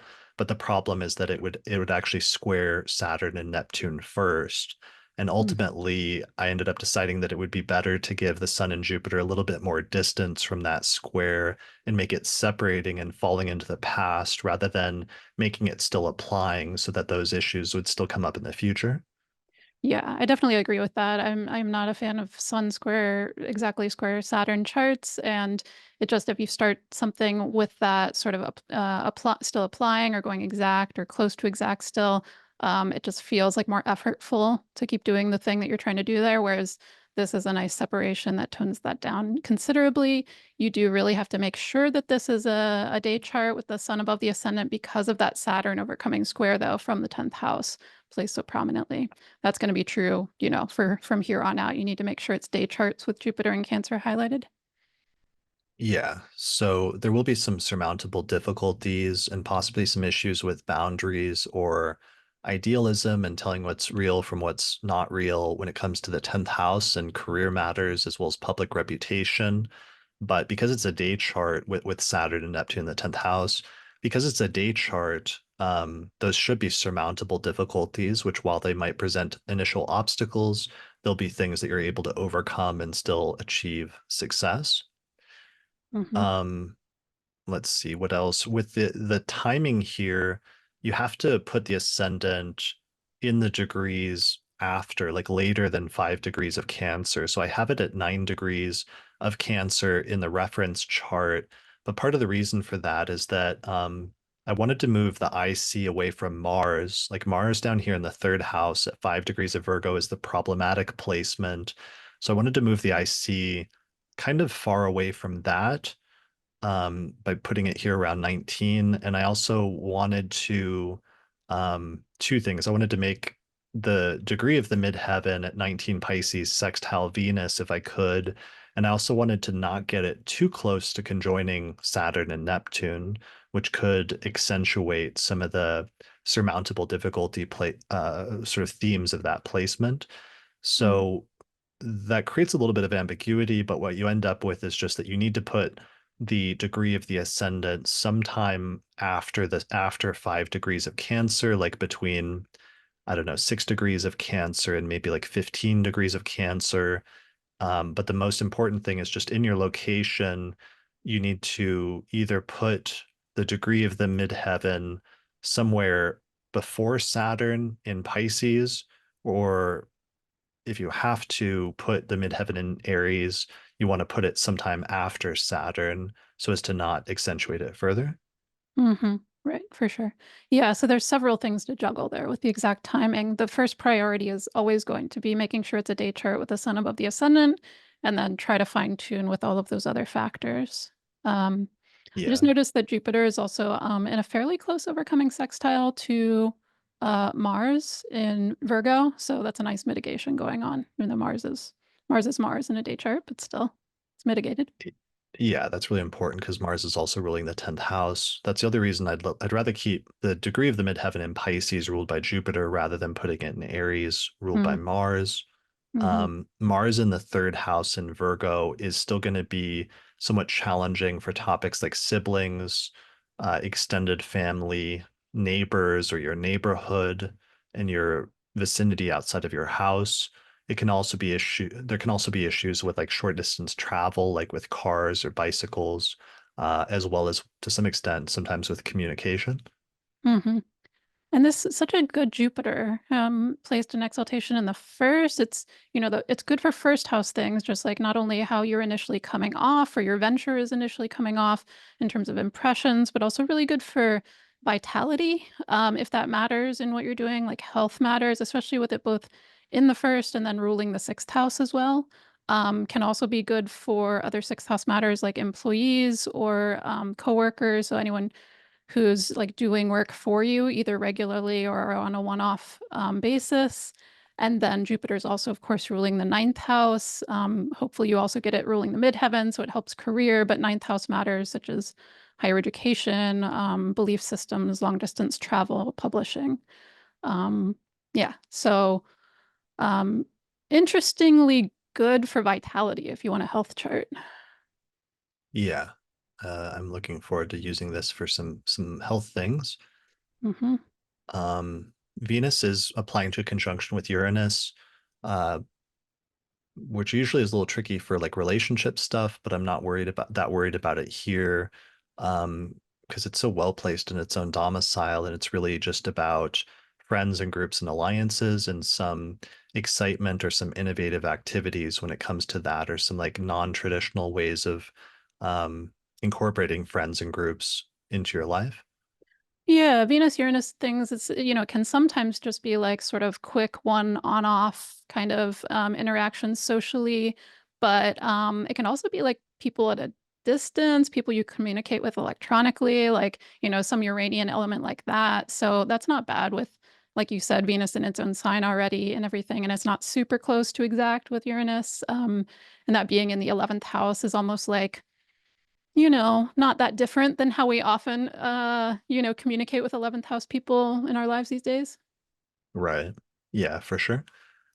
And then yeah, just in terms of mundane astrology, we can see the Saturn Neptune conjunction is getting really close, and it gets within a degree by it already is within a degree at this point, but it really Mm, gets even closer once you move into July and both of those planets station.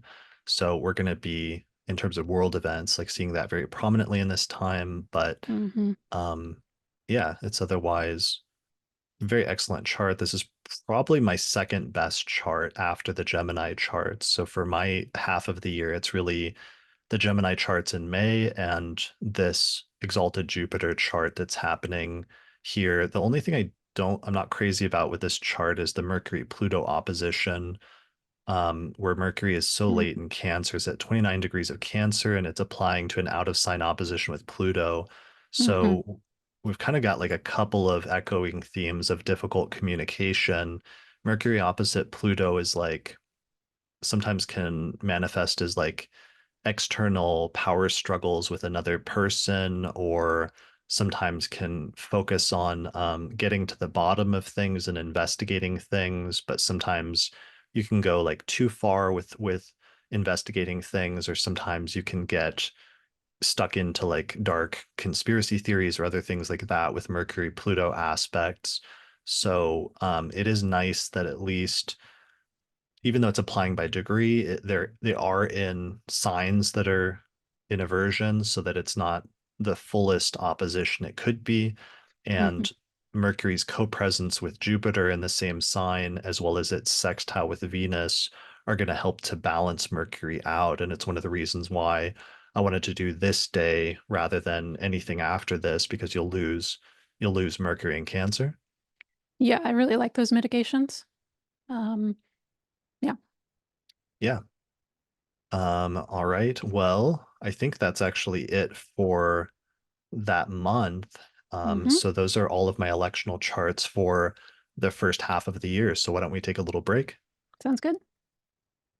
All right, before we go in with the second half of the year, we did want to mention that we do a monthly auspicious elections podcast, or actually it's called the monthly Electional Astrology podcast each month as one of the benefits for one of the tiers on our page on Patreon, where in this report, we're going through each of the next 12 months and we're just highlighting the single most auspicious day in each of the next 12 months. But in that monthly electional astrology podcast, what we do is we look at just the month ahead. We usually release it towards the end of each month, and we'll look at the month ahead and we'll give somewhere between sometimes a minimum of 4 or 5 charts, but usually lately more like 10 charts of different auspicious dates throughout the course of the month. That way, people have a selection of different charts to look at that includes not just the very best charts, but other usable dates throughout the month, even when there's like difficult alignments happening, so that you know how to navigate the month in more detail. So that's only issued towards the end of each month, but it's still a really helpful resource for people to be aware of. Yeah, so these are definitely the standout that we're talking about today, the standout ones for each month. But as you get closer, you often need to do a whole bunch of things during the month and not just like the one main thing. And so that's what the monthly elections are good for in terms of just finding your way through the month and like finding those pockets of goodness amidst like things that are hard to navigate. Yeah. So if you want to take advantage of that and get access to our monthly elections, you can find out more information by going to theastrologypodcast.com/elections. And then lastly, the final thing I wanted to mention is just that I've been showing excerpts for each month from our planetary alignments calendar, which shows the different ingresses and planetary aspects and other things, retrogrades that are happening each month. But that's actually from a wall calendar that we put out each year where we have like a single page poster that shows the astrological alignments for every month of the year at a glance. So that's something that you can order if you just go to theastrologypodcast.com/shop. You should see the page where we'll have those posters for sale this year. If you'd like to have that as a little thing on your wall, I actually have it like on my wall just behind my camera. So what's funny is if you look at like the forecast episodes or other ones, you'll see me like glancing up occasionally. And what I'm doing is I'm looking at the wall to like spot different configurations when we're talking about them. And it's just a super useful to have that reference at a glance. Right. It may look like you're sort of consulting the heavens all of a sudden, but it's actually equally useful the wall poster calendar. Yeah, I think I just like ruined the illusion because everyone thinks I'm like deep in thought, staring off into the cosmos, perhaps even through a telescope. But no, I'm looking at our handy wall calendar that shows all of the astrological alignments at a glance for the entire year. Right. And it is actually really useful, even if you're an astrologer yourself, because you might generally sort of remember the things that are coming up in the near while, but you can just like look at it and be like, oh, yeah, it's on that date, it's on the 5th or whatever. Yeah, and one of the things I'm excited about this year is that we actually started including more aspects each month and more inner planet aspects so that we've got more aspects from like Mercury to other planets and Venus to other planets than we usually do. And I also incorporated a feature, which we're about to see in the chart for July, which I'll just show right now, where the Saturn-Neptune conjunction becomes so close this year, but it doesn't actually go exact. So normally that wouldn't be listed on the calendar because we only list exact aspects. But this year we're experimenting with noting when the configuration gets really close that it comes within a degree. So here I have it Mhm. listed around the 16th. It's kind of like an approximate date for those. But when Saturn and Neptune station in July, they'll be at their closest pass yet, which is within a degree. So I'm starting to note those aspects so that people can be aware of them when there's something in the sky that's happening that's super close, even if it's not quite exact. Yeah, that's really useful. I know there are a couple things like that this year. Yeah. Yep. Anyway, so people can order that. I should have it up here sometime the next few days in November, and you can order one of those posters from theastrologypodcast.com/shop. All right. I think that's it for our little break. So are you ready to move into talking about the second half of 2025? Yes, I am ready. So All right, July. let's do it. Let me put that calendar back up. Okay. Give us the overview. What's the major stuff happening in July? hmm So in July, Venus enters Gemini early in the month and is there almost all of July, which is means that it's squaring Mars in Virgo that whole time. So even by late July, they're separating, but still close. So that's a planet to sort of like avoid featuring, and especially when they're super close. Venus does enter Cancer near the end of the July, but it's tightly square Saturn at that point. And Mercury does station retrograde in Leo on July 18th. So ideally, it's best to start things before then if you can. Jupiter is exalted in Cancer as it began just recently. It has that overcoming square from Saturn, so you really can't do night charts there. So, given all of that, the best thing to end up highlighting is the exalted Jupiter around mid-month in a day chart. And I'm saying mid-month partially because that's actually when, so Jupiter begins the month under the beams, which isn't the worst thing in the world because it has great dignity, but by mid-month, it's almost 15 degrees away from the sun, so it's like in even more excellent condition. Nice. All right. What is our electional chart then for July? So it's going to be July 14th around 6 a.m. with Cancer rising. So that's going to be Cancer rising chart just after sunrise. You do need to absolutely make sure this is a day chart since Saturn is in the 10th and overcoming Jupiter. So Jupiter exalted in Cancer in the first, along with the Sun. Saturn and Neptune are in the 10th. The Moon is in Pisces in the ninth house, and it's applying closely by trine to Jupiter with mutual reception, which is a really cool thing to be able to incorporate into the chart. The Moon also is actually applying to both benefics. After it applies to Jupiter, it next applies to the square with Venus in Gemini. Now, you can see that the moon does also oppose Mars, which isn't the best thing ever, but it does at least apply to both benefics before it reaches Mars. So, we fiddled Right. around. Sorry. Right. So there's like some protection for the moon. Right. And especially with that mutual reception is really nice and just hitting both benefics before Mars.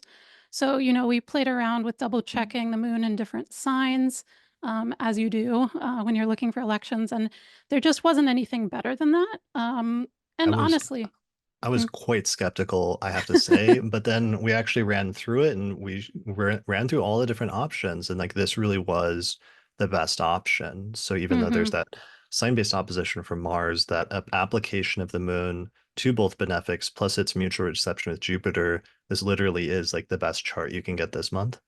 It is, yeah, for sure. I mean, and the mutual reception's lovely, especially with an exalted planet in the first. Mercury is also not quite retrograde yet. It's a few days away from stationing, so it's still pretty slow, but it's at least not yet fully retrograde, which is Yeah, nice it as well. looks like it says 3.7 days from stationing. Exactly. So this chart is particularly good for ninth house matters, with the Jupiter exalted ruling the ninth in the first, and the moon then in the ninth applying to Jupiter. So things like higher education, spirituality or wisdom seeking, belief systems, or worldviews, almost like really, actually, really good for not unifying exactly, but like harmonious worldviews, like when you need people to get along who are very, very different from each other or are coming from different standpoints. Um, Publishing's good.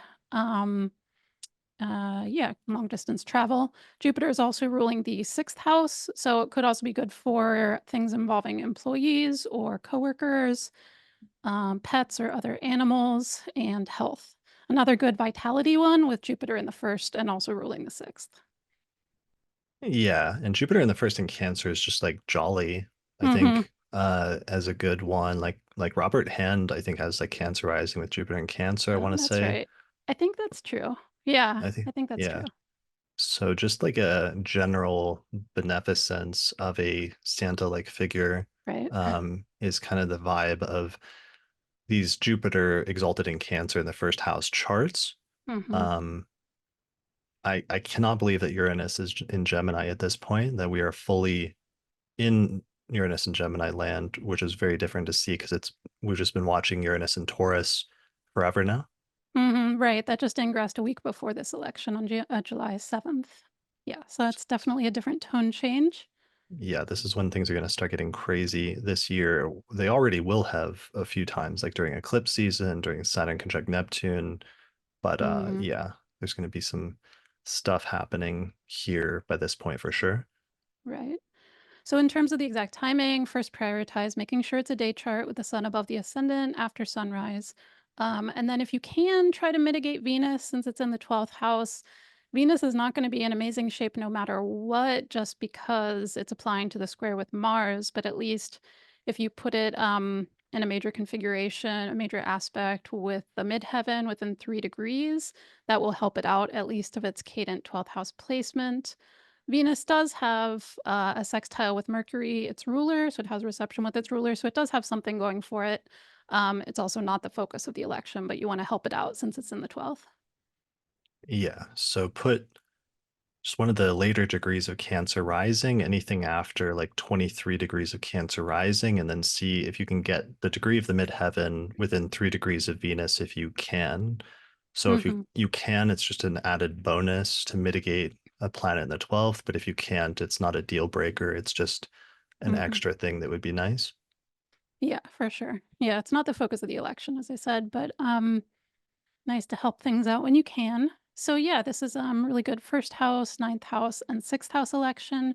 Mars in a day chart in the third house is the more problematic area. So things involving short distance travel, neighbors or your immediate neighborhood, things involving siblings or extended relatives, cousins, etc. Not as good for potentially communications as well. With Mars in the third, kind of like forceful communication or some conflict around communicating things like we talked about with a previous chart with Mars there. Right.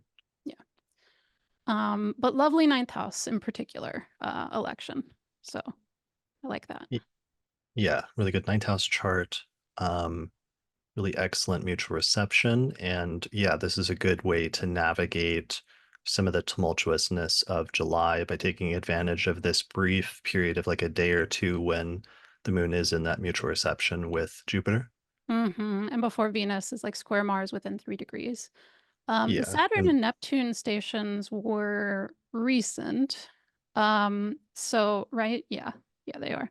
So there's a little bit of emphasis on that, and I think the best way, the sort of shadow side of Saturn Neptune is like reality versus illusion, but sort of the best manifestation of that combination is like striving to make dreams real, striving to make ideals real. And so it has a little bit of that flavor baked in as well, which is kind of interesting given also the ninth house flavor and Jupiterian flavor of everything, because that can have to do with ideals and beliefs as well.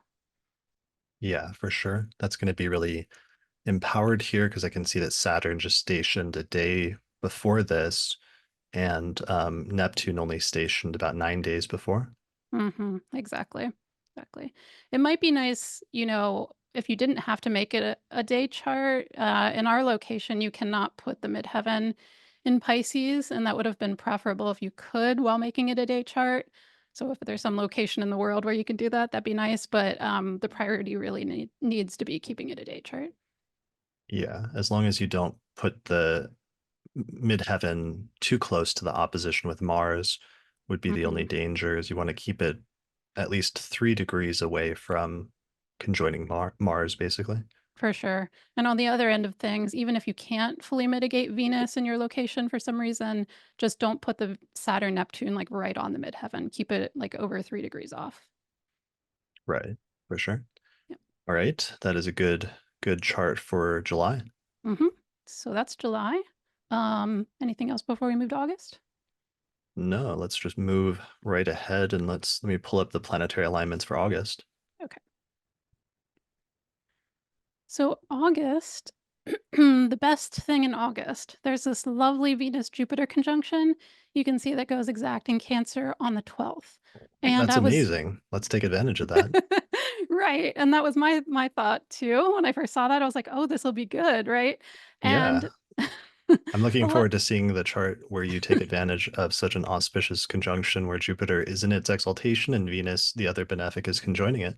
that's what I did. So anyway, electional astrology is one of the things that if you do electional astrology long enough, you realize it's just sort of a physical manifestation of the imperfection of life because there's like always like really good things you're looking forward to in the astrology and be like, oh, that's so amazing. I'm looking forward to using that in an electional chart. And then once you get there, it's like there's other planets just like screwing it up. That's And always so, a bad sign whenever your electional astrologer starts waxing philosophical about the imperfections of life and how right, nothing is perfect, and yeah, that totally. the cracks in a ceramic, you know, pot give it character and things like that. Exactly. Exactly. So that said, as the preface, so that's a lovely Venus-Jupiter conjunction in Cancer in August. However, not only is Saturn making that overcoming square to both from Aries, which is not a deal breaker as long as it's a day chart, but Mars ingresses into Libra, as you can see, on August 6th. And so at that point forward, you have both the malefics in cardinal signs squaring Venus and Jupiter, at least by sign.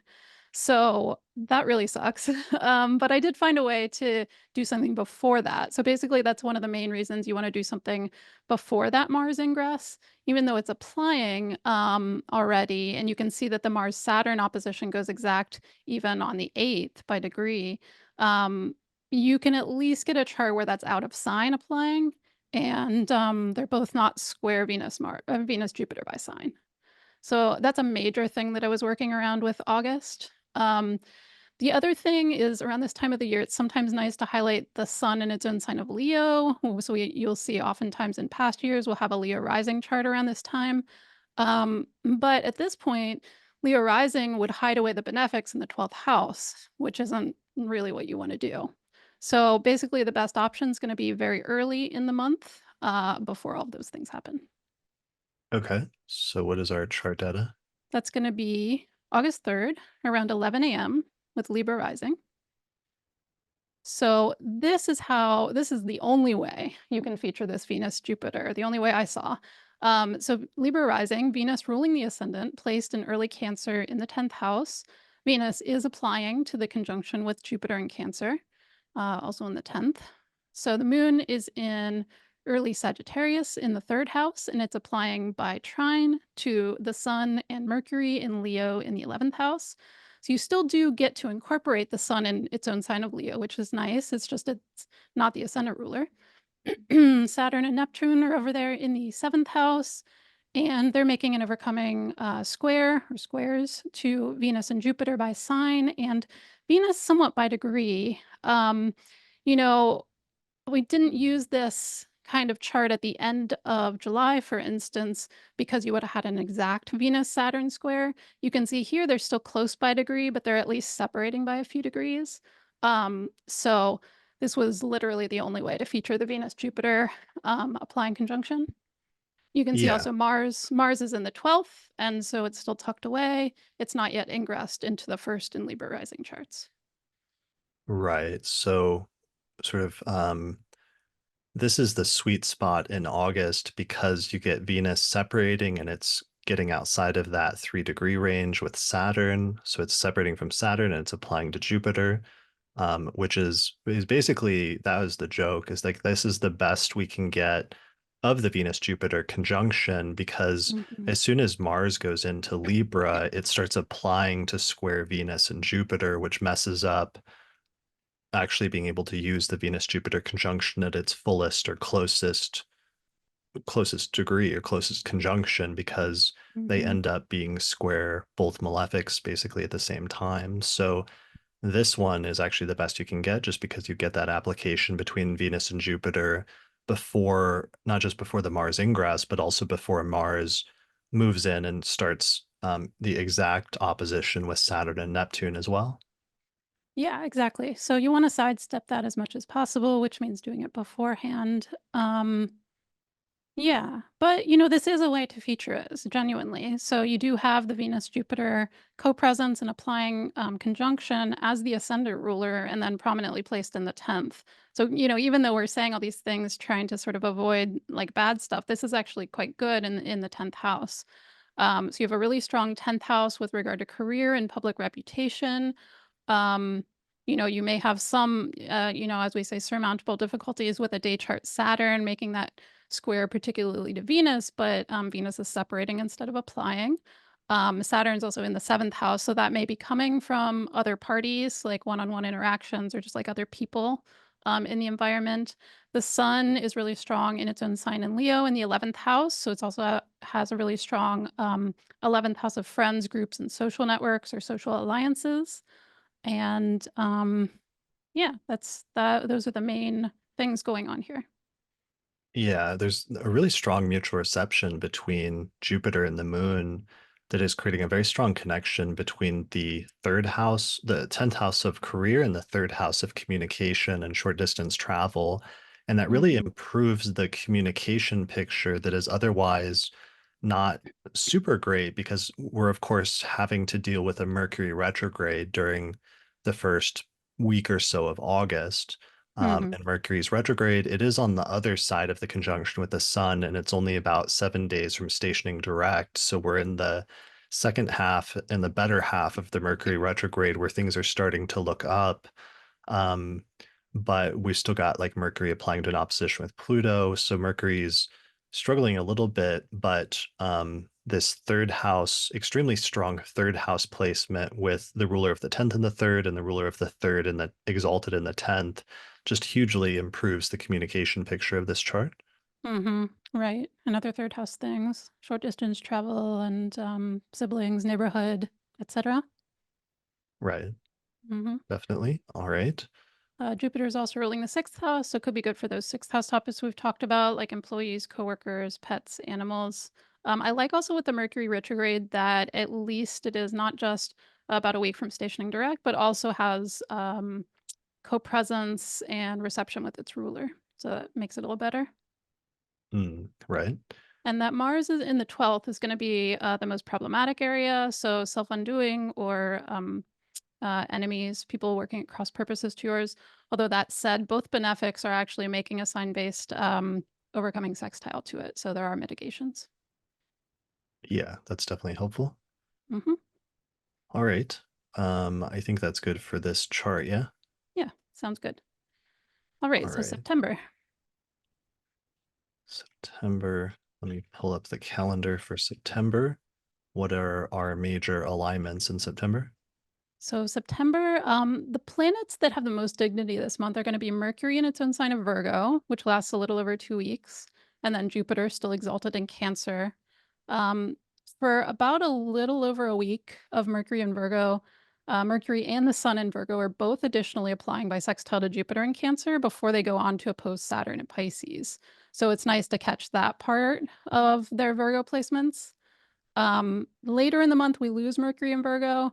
Venus also enters Virgo, the sign of its fall. Um, and then Mars is exactly square Jupiter in early September. So it's best to at least have those two planets separating from each other instead of applying. So Yeah. given that, go ahead. And I can see the big thing about September is just we're entering eclipse season. We are entering eclipse season. We have two eclipses this month. And actually, we have two charts to present this month because one of them is on the eclipse day on September 7th. And we knew that some people, might have concern about doing an election like on the day of the eclipse. I mean, both you and I think, are fine using those while knowing that there could be some wild card elements to it. But if it ends up being like one of the best charts of the month, as is the case this time, we would use it. But we do have two charts in case you have a concern about that. Right. It's like vegetarians. Like sometimes, there's some things where you have like a vegetarian option, a non-vegetarian option. And here we have an eclipse option if you're okay doing elections on eclipses, but we also have a non-eclipse option if you prefer Mhm. not to do things on eclipses. For sure. Yeah. I'm not I don't know how far the analogy goes with the vegetarian, but I think Oh, that's enough. it goes far, trust me. Yeah. So that's a lot of what we're working with. So the sweet spot, at least for some of those factors, ends up being about the second week of September, especially for the Mercury in Virgo. So September 7th, 2025, around 7 a.m. with Virgo rising is the first of the two charts. Did you mention the Mars Pluto square? I did not, thank you. So yes, Mars also squares Pluto near the end of the month, and the day before, the Sun is opposite Neptune. Really, the Mars-Pluto square that we want to avoid more, but that's one of the things that kind of makes you go earlier in the month. There's also a Mercury-Saturn opposition the week prior, and that's just before Venus enters Virgo. So there's several factors there later in the month that end up pushing it to the second week being the best. All right. So what is our electional data again? So September 7th, 2025, around 7 a.m. with Virgo rising. So you do need to make sure this is a day chart since, as you can see, Saturn's actually just retrograded and back into the end of Pisces. So we now have with a Virgo rising chart, we have Saturn angular again in the seventh, which means we need a day chart. So make sure that this is after sunrise and the sun is above the ascendant. Um, so we have Mercury in its own sign of Virgo in and ruling the first house, along with the sun in Virgo. Both of those planets are applying by sextile to an exalted Jupiter in Cancer in the 11th house in a day chart. So that's really excellent already. We have a really strong ascendant ruler by dignity, and both of those planets applying to the benefic of sect, which is exalted. Really nice combination. The moon is in Pisces in the 7th house, angular, and after the full moon there, the eclipse, the moon's still, at least in this location, applying by opposition to the sun. But next, after that, it applies by trine to Jupiter and Cancer in the 11th with mutual reception. So you can see probably here why, even though it was the day of the eclipse, this is still quite a strong chart, both with the ascendant ruler, the applications to the benefic of sect, Jupiter, and the mutual reception with moon and Jupiter. Yeah. The Jupiter being there in Cancer and having that trine with where the eclipse will be does create a slightly different situation compared to what we had last September of 2024 when we had the first eclipse in Pisces that was just like right conjunct Saturn. And here, having that trine from Jupiter should help to mitigate and offset the eclipse. There will be, like, it is notable that Saturn has just retrograded back into Pisces right before this eclipse takes place. So Mm. there is a revisiting of some of those issues that people have been dealing with over the past year and a half or 2 years at this point of Saturn going through Pisces and whatever house that is in your chart, especially whatever whole sign house that is, and some of that getting reactivated or revisited. But there's also some positive resolutions going on here at the same time because of that close trine with Jupiter. Exactly. Yeah, so I do like that we have the eclipse ruled by the exalted Jupiter, like you said, instead of not from before. Um, let's see what else. You can see the Mars-Pluto square is still close. I said that that was one of the things we had to juggle Mars, and Jupiter, avoid. Mars, Yeah, Jupiter. the Mars-Jupiter square. Wait, so okay, yeah, because the Mars Pluto is later in the month, and that's what we're Yeah, we're avoiding by doing a avoiding. chart earlier, but there is a Mars Yeah. Jupiter square still. Yeah, so there's things we're avoiding at the end of the month and the third week. There's also things we're avoiding at the very beginning of the month. So the Mars Jupiter square is at least, it's still close. You can see it's about a degree separating, but it is at least separating. It is a more than a degree away. Jupiter is in the overcoming position instead of Mars. And Venus is also making an overcoming sextile to Mars as well with reception. So, as with many of these charts, even the malefic contrary to sect does have multiple mitigations. Yeah. So it is good that even though the Mars Jupiter square is still close, that it's separating at this point, and that's Mhm. definitely an improvement over it applying. Mhm. With Mars in the second house, this isn't a good chart for financial matters. It's Mars in the second house in the day chart, so there could be some conflict or strife involving that area in terms of finances, but it's just a very strong Mercury and Virgo chart that's very good for detail-oriented things, for looking at smaller things, for being able to catch things that are off or missing. Like it's very good for like editing, for example, editing a book. Mhm. Yeah, for details, facts and figures, and discernment, I think, like sifting through things. Virgo placement's really good for, especially Mercury and Virgo. This is also Mercury and Virgo ruling the 1st and the 10th, so really good for career-related matters, especially involving those components. And then, of course, Jupiter in the 11th, good for friends, groups, and social alliances, although there will be a little bit of a mixed quality there since the Mars square is still so close. Yeah. Um, it's just better to deal with this Mars Jupiter square where Jupiter's in this superior position and overcoming Mars, and then Mars is sending a square ray backwards, but the two are Hmm. separating slightly versus dealing with the more violent and sort of contentious Mars Pluto square of later in the month. Hmm. One thing about the time with this is we have this set at 7 a.m.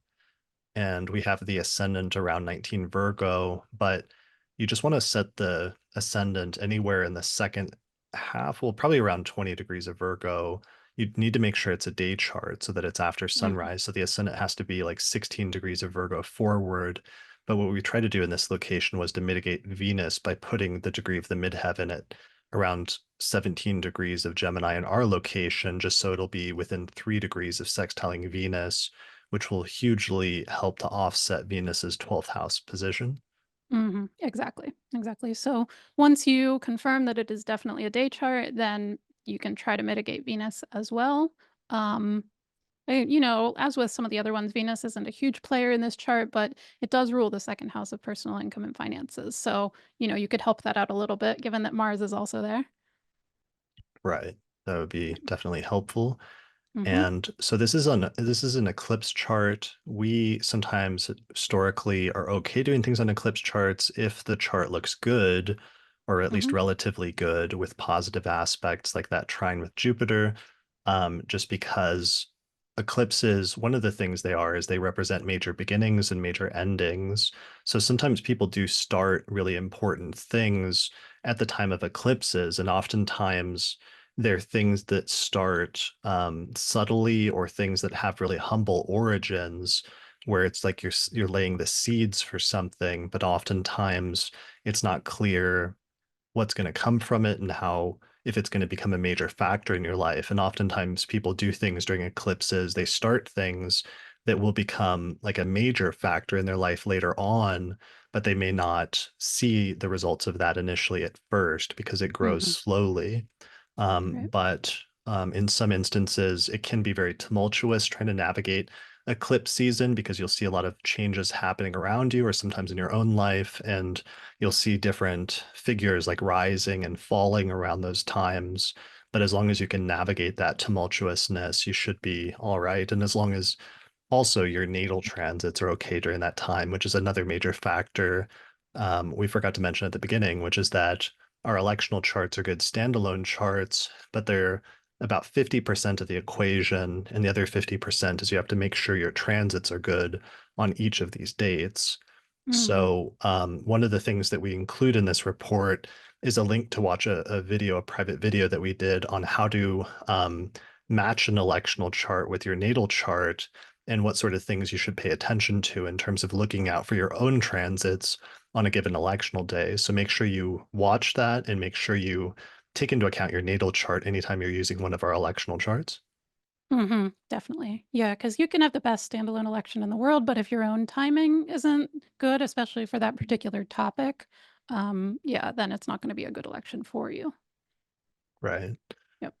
All right. And then we have a second electional chart for September if people Yeah, would like an alternative that's not on the day of the eclipse. exactly. So September 11th, 4 days later, around 7 a.m. again with Virgo rising, which is going to be a similar chart to the September 7th chart, which is not on the day of the eclipse, it's a few days after.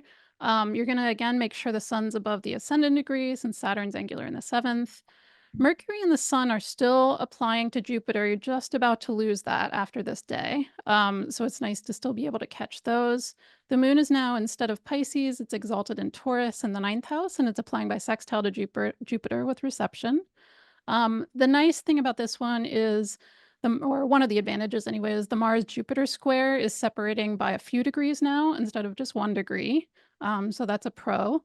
Um, you know, um, Mercury and the Sun are in the first house in Virgos, fairly closely conjunct the South Node. Some people might have noticed that it was kind of in the vicinity in the last chart, and this one is even closer. Sometimes people have concerns about those, and so we thought we'd give two All right. charts.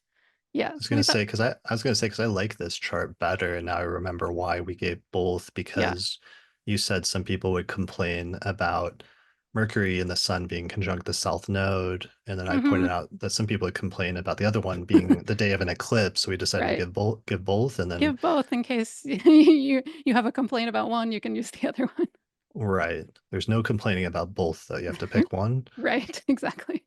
So, yeah, because, that's the kind of thing sometimes we get comments about some of those factors like these, and it's like, you can have a chart in September of 2025 without those factors, but it's not gonna be a good electional chart necessarily. It's gonna be like something more random and not necessarily auspicious. So, Yeah, um like you're gonna end up with like a highly volatile Mars-Pluto conjunction, for example, if you go any later in the month than this, and that is for sure worse than mhm.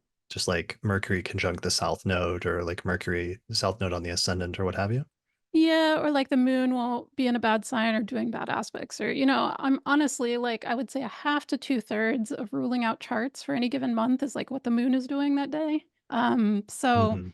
you can just keep advancing the chart and see, and, the moon's not going to cooperate. So, anyway, but this still has, both the sun and Mercury applying to Jupiter, which is great. Um, and the moon exalted, which is also really nice. So these are two different alternatives. Let me see if there was anything else I wanted to say about this one. The sun is a little bit closer to the opposition with Saturn in this one, though it's still, of course, applying to Jupiter first. Um, so Yeah, that I mean is, that's like 10 degrees off. That I mean yeah, this it's, this has a much closer sextile with Mercury and Jupiter, which is way more auspicious mhm. compared to the earlier chart. I like both. They're both my children. Hmm. No, I'm sorry, you have to murder one of the charts. One of the Yeah, charts no, has to die. they both have pros and cons. Um, So and they that's both have pros, better. you know? Yeah. Like Venus is more closely sextiling Mars with reception, which is better. Mars is further away from the square with Jupiter. It's finally about to get out Mhm. of the 3-degree range. So Jupiter's condition is improved significantly in this chart. Yeah, I do like the thing that I like the most about this one compared to the other one is the further separation of the Mars Jupiter square. The thing that I like less about it is the moon's ruler is not nearly as good. So the Hmm. moon is great in Taurus, it's exalted, but then it's ruled by Venus in the 12th.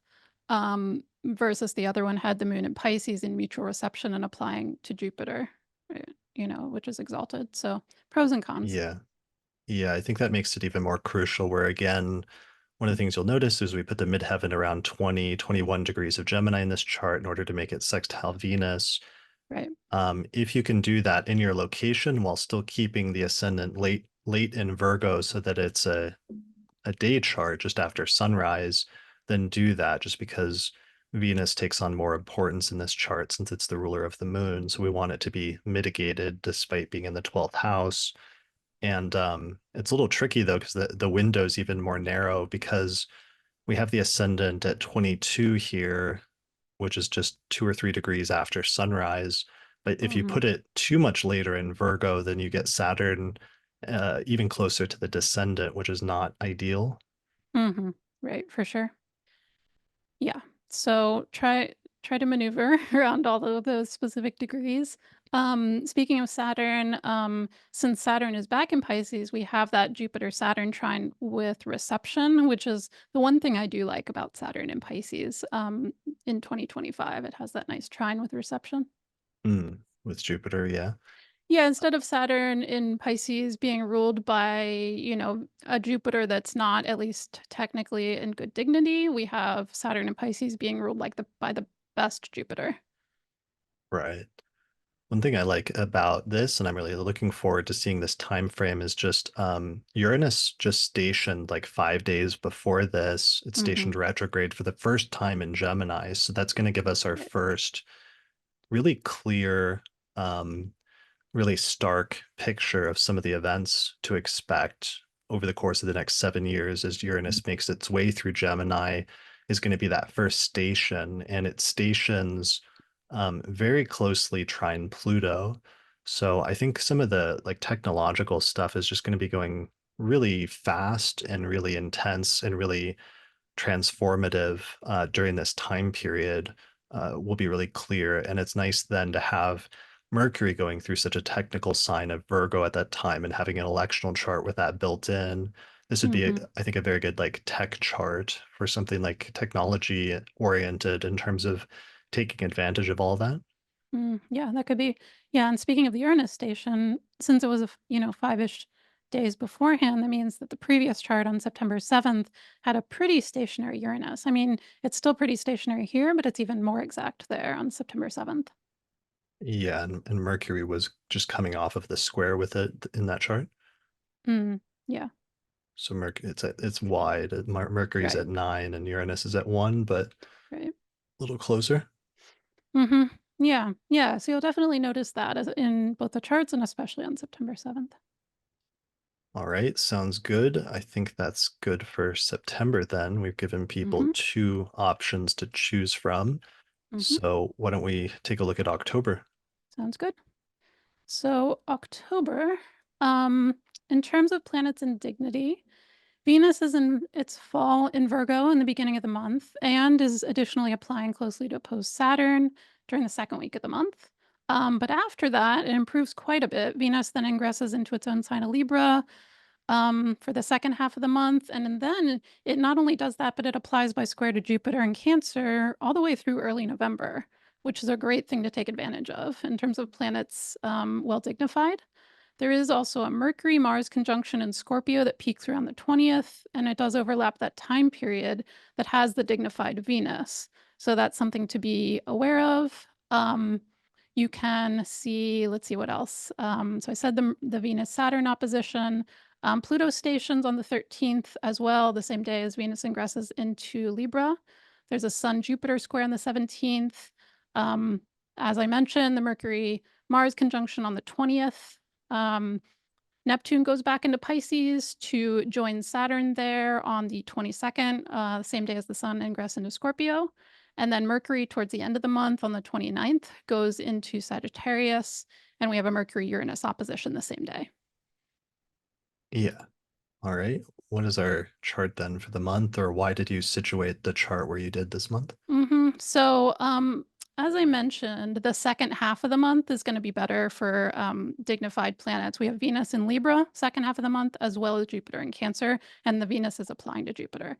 So that is why that is situated there. October 20th is going to be, we have a few options here, but the October 20th chart is the main one around 5:45 a.m. with Libra rising. And so this is really just maximizing the highlighting of Venus in its own sign of Libra while also making Jupiter angular. Um, so Libra rising with Venus in and ruling the first house. The moon's also in Libra in the first house, and so it has reception with its ruler as well as co-presence. The moon is then applying to the square with Jupiter in Cancer in the 10th house with reception. Now, the sun is also in Libra still at this point in time in the first house. So it's just really nice to feature these two planets angular when they both have really good sign dignity. This is a night chart, you can see. Part of that is because the sun is so very late in the sign that you have a very tiny time window to get a day chart. So, the moon applying to Jupiter would be even stronger in a day chart. But then the Venus, highlighting Venus itself, in its own sign in a night chart is the benefic of sect. So that's part of what's going on there. The other part is you can see the Mercury Mars conjunction is just barely separating here because this is also the day that it goes exact. So using a night chart does tone down and make more constructive that Mercury Mars conjunction versus it being sort of maximally Marsy in a day chart. Yeah, that's really crucial. Because otherwise that could be really problematic for you. But in order by making this a night chart and having that Mercury Mars conjunction in the sign of Scorpio, with Mercury having a sort of separating reception with Mars, Hmm. you're able to use that in your favor. So that it actually becomes something, while the communication becomes more direct and pointed, but effective and effectively wielded on your part rather than something that like backfires and harms you. Right. Instead of like major conflict coming from communication, it's more just like constructively getting to the point, and constructively like, doing things productive with the Mercury. So, it's not the ascendant ruler or anything anyway, but it's just so close that it is nicer in a night chart.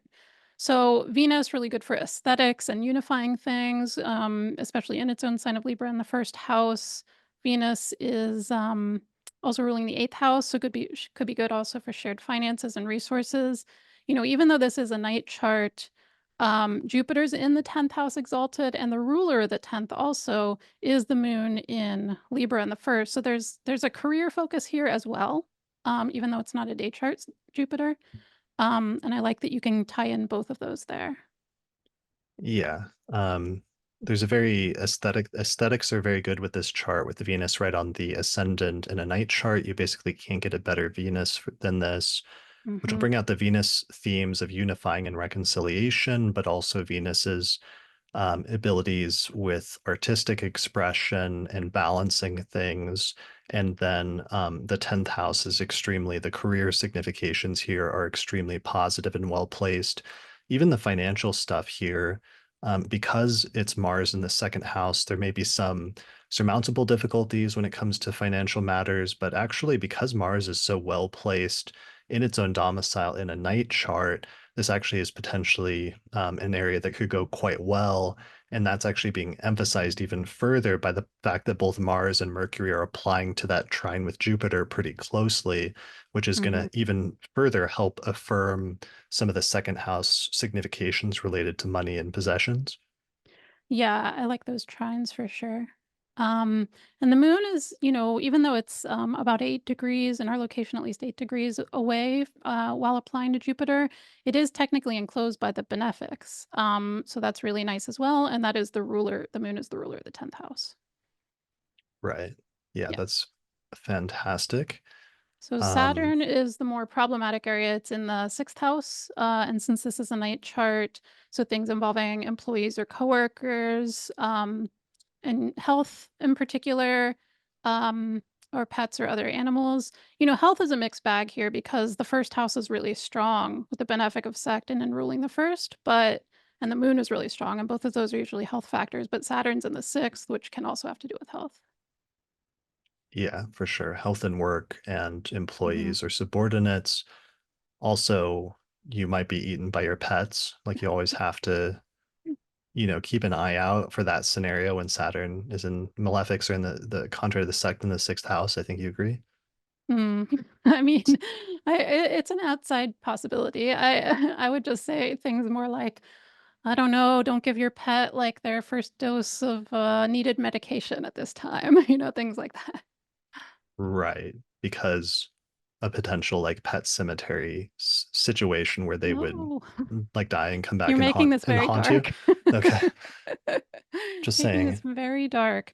No, just you want your pet to be well. So don't give your pet medicine at this time. I don't think you're going to be adopting a pet at 5:45 in the morning, but things like that as well. Well, and also just not just pets, but maybe actually more concretely, like animals in general tend to Hmm. be associated with the sixth house, and you see them come up Right. in different ways with the sixth house. Yeah, absolutely. Yeah, that's why I always say pets or other animals, because not everyone has other animals around them, but some people do. Right. Yeah. Yep. All right. Anything else? This is an excellent chart. I'm trying to think if this is the best chart that you've come up with so far. I mean, it's tricky because one, that Mercury Mars conjunction is forming and they're Mm. traveling together at like roughly the same speed for a while, it seems like. Hmm. So during the day, I feel like that conjunction in the middle of this month is going to be kind of tumultuous. It's really just the night charts where it's like fully mitigated and becomes more constructive. But Hmm. Otherwise, that's one of the more tense aspects we're looking at for the middle of the month during like day charts. It is, yeah. And as soon as I saw that Venus in Libra for October, which is also forming that application to Jupiter, I was like, that's definitely what we got to highlight. So this is a night chart. We have another possibility that's also a night chart with this one. And then we also have a day chart in case you need to do something during business hours. All right. Which one do you want to look at first? So the next one is just very similar to this. It's going to be the day before around 5:40 a.m. with Libra rising. So essentially, this is the first one I actually found, but it has some location potential limitations. So this is the moon earlier in Libra, applying to conjoin Venus with reception in a night chart, which is kind of the platonic ideal of the moon application to a benefic sect in an electional chart. Um, the only thing that made me wonder about using this as the main election is I knew that the moon would be a little bit earlier in some locations, and you can see that Saturn's still in very late Pisces in the sixth house. And so if the moon's a little bit earlier, then it's still kind of opposite Saturn in a night chart, which is not as ideal. So this is a better thing to use. Excuse me.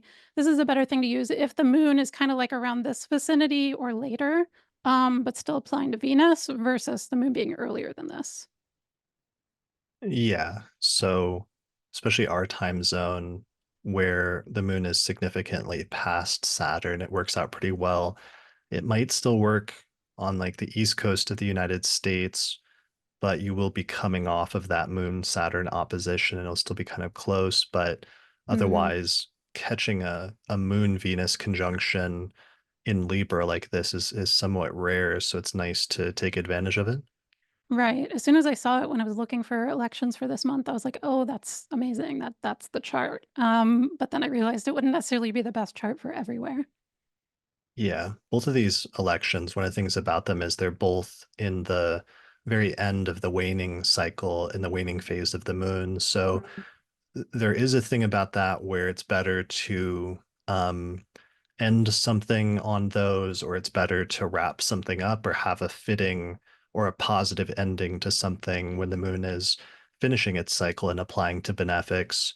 Mm. Ideally, you can still start new things under that, and that's fine. It's not one of the, I don't think, even though sometimes people say that as if it's like a hard and fast rule that you can't begin new things under a waning phase. I don't think that's Mhm. the case. I just think that sometimes it takes things a little bit longer to get going when you do that. So that may be the only challenge when it comes to this election and the previous one. Mhm. For sure. For sure. I mean, that said, something that's interesting about Libra rising at this point is, all of 2024, we had those south node eclipses in Libra. So that's not there anymore. So it's like Mm. interesting that it's like a potential area of your chart. I mean, that's more of your natal chart, but it's a potential area anyway where you could be like, you kind of could still be doing new things after like an emptying out period, even though it is a waning moon, just because of like those south node eclipses happening and then moving on, and it's not there anymore. Yeah, that's a great point. And, I founded the Denver Astrology Group with a waning moon applying to Hmm. conjoin Venus and Taurus. And then Hmm. that lasted for like 15 years and still ongoing. So Hmm. can definitely use waning moons. Yeah, you can. Yeah, it just took a little bit in the beginning to kind of like get momentum up. Right, exactly. Hmm. Um, One other just tiny note: Mercury Mars is still applying in this on this day instead of separating. Not that it was hugely separating the day after, but here it's definitely applying still.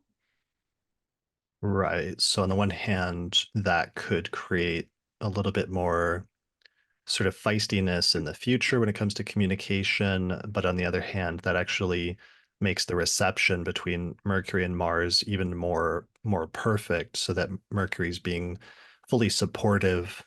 Uh, sorry, Mars is being more supportive of Mercury, Mm, and that's actually going to make it so that Mercury is really going to lean into those Mercury and Scorpio and Mercury conjunct Mars significations mhm, and do that to its fullest extent. So that can be like the lawyer or the litigator is a good Mercury Mars conjunction signification, or you can have like the detective or the one who dives deeply into things.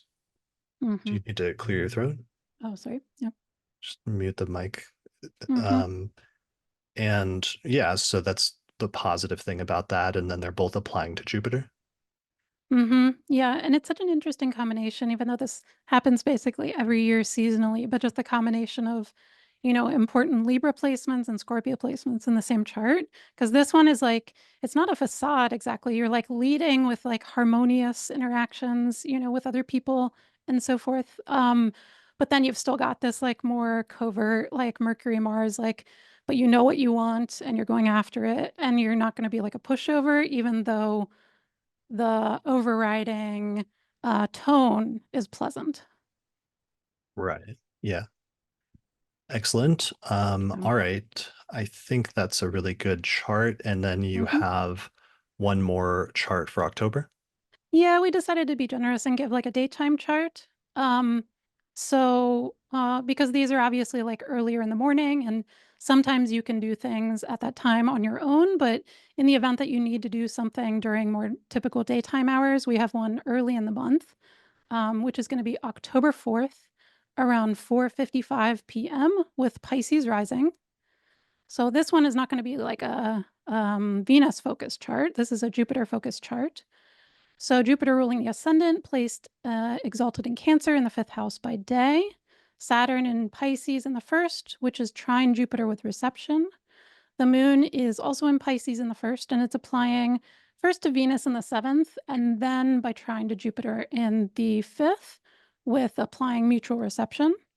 Um, Venus is not as in good shape here. Obviously, Venus later in the month is in much better shape in Libra. Here it's in its fall. It's also, for those who are concerned about this, is exactly conjunct the south node in addition. And but that is not the focus of the chart. So yeah, the focus of the chart is really a fifth house exalted Jupiter. So really good for children, recreational activities, hobbies, potentially romance or sexuality. Though that's a little bit, tempered by the Venus and Virgo, but really strong fifth house chart. Yeah, I think that's great. So that could be good. It's funny, I'm working on the fifth house episode of the astrology podcast right now, and how much games are really important when it comes to fifth house placements, which sounds like such a inconsequential part of the life normally when you read it in a book that the fifth house pertains to games. But in actuality, it's like games are an example of something that makes life enjoyable or like worth living. It's just like things that people enjoy doing basically fall in the fifth house. And um, sometimes when somebody has something really important in the fifth house, like the ruler of the ascendant, the game actually becomes part of their life's work, or they become professionally known for something that is just a game to other people, but that somehow their life becomes directed towards. So, Hmm. Tiger Woods is an example of the ruler of the ascendant in the fifth, and he plays golf, which is just like a game, but it's like actually his life's work is being like one of the world's best golfers for a period of time. Or there was another guy I'm using as a chess champion, world chess champion from 1985 to the year 2000. And he also has the ruler of the ascendant in the fifth house. Right. So it can be, sort of uniquely important to some people. Obviously, children is just like a major signification of the fifth house. So, like, if you're looking for conception, this could be a good opportunity. Um, and creative output more generally. So that can be non-specific. Sometimes even though books can go, in the third house, sometimes like books, podcasts, like people especially people who are really prolific and put out a lot of creative work, often have fifth house placements. Um, yeah, so it could be good for that. Yeah. And with Jupiter exalted, one of the other good things is like you'll do the best version of that you can do. So you might Hmm. become like really good at playing a game or really eminent in the field of playing a specific game. Or if it is about like children, maybe you're doing like the best version of like raising a child possible in terms of researching it ahead of time and just like Mhm. figuring things out and figuring out how to do the best way to do that. Yeah, I really like this, especially for children and especially in Cancer. It's exalted in Cancer just by dignity, but you think about the sign of Cancer and it's like abundant nurturing of children. It's really great. Yeah. So this is a day chart. Saturn is in the first house. Venus Venus applies to Jupiter first. Okay, that's nice. hmm I know there's a Venus Saturn opposition. But it's a day chart, so Saturn's mitigated, so there could be some initial surmountable difficulties or like slowness with whatever you start, hmm um, or even like coldness, but it seems like it's being offset significantly by Jupiter and Venus. Right. Um, so Mars is in the ninth house and it's a day chart. So things that are going to be more challenging are going to be cross-cultural experiences, long distance travel, publishing, potentially publishing, although somewhat mitigated by Mars in its own sign, higher education, and differing belief systems or worldviews is a pretty frequent one there. You do want to try to mitigate either the sun or Mercury, whichever is possible in your location, since they're both in the eighth house. If you can, I think Mercury would be the priority to mitigate because it's the ruler of the seventh versus the sun just being the ruler of the sixth. It depends on what you're using the election for, of course, but it was not possible to mitigate Mercury in this location. So instead, you can see the midheaven is sextile the sun within 3 degrees. So it's mitigating the sun. Yeah, and if you could get the midheaven even closer to the sun or to whatever you're mitigating, then do hmm it. We just had to put the midheaven that late as 14 here because we wanted to get the ascendant firmly into Pisces in our location. So we put it at 1 degree Pisces. Exactly. So that is the third and final chart to round out October. Excellent. And I like, it's a day chart, but since Mercury's back in Libra, you avoid a lot of the problems later in the month with the Mercury Mars conjunction, especially during day charts. That's really hmm advantageous. For sure. And, even in addition, it's not just not with Mars, but Jupiter's making an overcoming square to it still. So Nice. it's nice That's really too. good. Yeah. Excellent. Excellent. It is applying to a square with Pluto, I just noticed. So there may be hmm some um issues of whenever I see Mercury Pluto sometimes getting like there can be like an obsession thing or like really focused on certain things, although hmm they're in favorable signs and the square is not fully by sign yet. So it's like a little bit more workable version of that, especially with Mercury square Jupiter. Yeah. And it's not always negative obsession. It can be, like super, super research focused and things like that. Yeah, Dimitri and I were talking about that recently and realized we both had like Mercury Pluto co-presences and why we like to like focus on research projects and then dive hmm as deep as we can go into those hmm and then eventually like emerge with new underground treasures. Yes. Yeah, I have the square myself, so I like those things as well. All right, let's take a look at November, shall we? Yes, shall. So November, um, so we had a little sojourn of Uranus and Gemini. It's now retrogrades back into late Taurus, on the First 7th. off, look at Yeah. this chart. Look at this diagram. First off, it looks like somebody sneezed like on the calendar and had like they were eating a The donut that ephemeris. had right. They're eating like a donut that had sprinkles on it, and then they looked at November and they sneezed, and there's just like colored. There's a lot of aspects this month, basically, especially interplanet aspects. I'm thinking they were actually chewing on an ephemeris, and then it all went on the page. Um, Yeah, yeah, it's really busy. And we sort of erred on the side of including all of these on the calendar instead of like taking some out for visual pleasantness. But we probably will want to see them when we get to November and see exactly when they're happening. But that's why it's a little bit busy. So yeah. yeah, Uranus goes back into Taurus on the 7th. Um, Mars goes into Sagittarius on the 4th, and that's going to be a huge limiting factor in terms of which part of the month to use for elections, because then it starts making an overcoming square to Saturn in Pisces.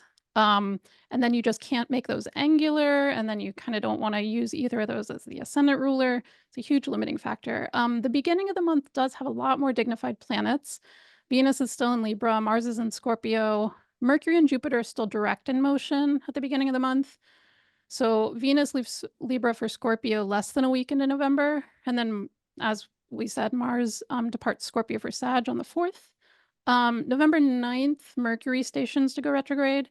November 11th, Jupiter stations to go retrograde. And that leaves almost no positive rising signs available the like further you go into the month. So the best opportunity for a good election is going to be right in the beginning of the month. All right, that sounds good. Mhm. So it's going to Um, be on, oh, yeah, what's our date? it's going to be on November 1st. Oh, you You said chose the best day of November, you said we cannot use that. It's already taken. um, right? By my birthday. November 1st is 3:45 p.m. with Pisces rising. I have Um, 35 in reference chart. what do you say? I have 35. Uh, Should I change it or is which one's correct? 3:45 p.m. I don't Yeah. know. Let's see. Or Um, I mean either one I guess is within yeah. or here. Oh, actually here I had two charts. This is the correct one. Okay. So Jupiter is ruling the ascendant, again, exalted in Cancer, placed in the 5th house. So, I didn't emphasize this in the last one, but it's not just a really good placement by sign dignity, but it's also like in a good house, like sort of quote good house. So it's really quite a good placement for the ascendant ruler. You can see Saturn and Neptune are in Pisces in the first. The moon's also in Pisces, and it is applying by trine to Jupiter with mutual reception. Venus is still in Libra here instead of into Scorpio. It's in the 8th house, so try to mitigate that if you can by placing it in a major configuration to the midheaven within 3 degrees. So we have it sextile the midheaven here. Let's see, what else? Mostly, Mars is in late Scorpio, and that's really what we're doing is keeping Mars in late Scorpio and not having it go into Sagittarius and start squaring Saturn. Okay. Squaring Saturn, which will get closer to later in November. It is applying to an opposition with Uranus. Obviously, Mhm, that can't be avoided. It's going to peak further into November, especially as soon as Mars actually ingresses into Sagittarius. But mhm, here at least they're like 2 degrees apart and in different signs, which will blunt the opposition a little bit. But otherwise, that's still the tensest and most difficult part of the chart is Mars in Scorpio in a day chart in the ninth house opposite to Uranus. right, exactly. So not good for ninth house things again. One thing that's really nice at the beginning of the month is we also catch Venus still applying to the square with Jupiter instead of separating. Um, and that is just more beneficial in general. It also helps the 8th house of shared resources and finances and the 3rd house of short distance travel, siblings, neighborhood, etc. Yeah. So yeah, Venus in the eighth in its own sign, great for shared resources, other people's money. Sometimes that can be investing, accounting, inheritance. Hmm. Even sometimes people that work with themes surrounding mortality, that can Hmm. be really useful for. The Mars Uranus opposition here does build some volatile, like unexpected disruption energy into the chart that can't really be avoided, Hmm. especially between the ninth house of travel, foreign places and people, and then the fourth house, which represents like home, living situation, private life, and things like that. Even Mercury, like the ruler of the fourth and seventh, is it's trying to escape from Mars, which is pretty far. It's getting enough distance from because it's outside of the 3 degree range, but it's still coming off of that opposition with Uranus, which is also causing some disruption for Mercury, even though Mercury's otherwise its condition is improving. Hmm. Right, for sure. Although I Yeah. guess actually it's slowing down. It's getting ready to station 7.9 days later, so its condition isn't improving hugely, but it is before the Hmm. retrograde at least. Right. Yeah, there are some of those troublesome. aspects, although not being the focus of the chart. But, you know, you do not want to bake into the Mars Saturn square to the election unless you have to. And as we get closer, if you want to do things in between there, like for the rest of November or part of December, you will need to use that. But it's nice to avoid that if we're just picking out like the best chart. Yeah, I mean, as the person who essentially whose solar return will be this chart next year, I think this is an excellent chart, and I fully recommend it. Good. Yeah. So it's another one where the emphasis is the fifth house in terms of positive things, as well as just the natural focus with the ascendant ruler being there. So creative output, hobbies, games, children, pregnancy, etc. Yeah. All right. And do we have a variation for this We date? do. Yeah, there's another rising sign that also can be used around 11:45 a.m. with Capricorn rising. So that's going to place Saturn as the ascendant ruler in Pisces in the third house, along with Neptune and the moon. Uh, One thing that's really nice about Capricorn rising is it makes the Venus Jupiter square angular. So Venus is in Libra in the 10th house, Jupiter is in Cancer in the seventh house, which I really like.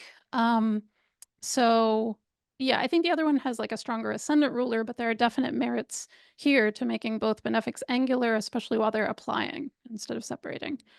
So try to put the midheaven around 24 Libra so that Venus is near the midheaven and Jupiter is making an overcoming square to it.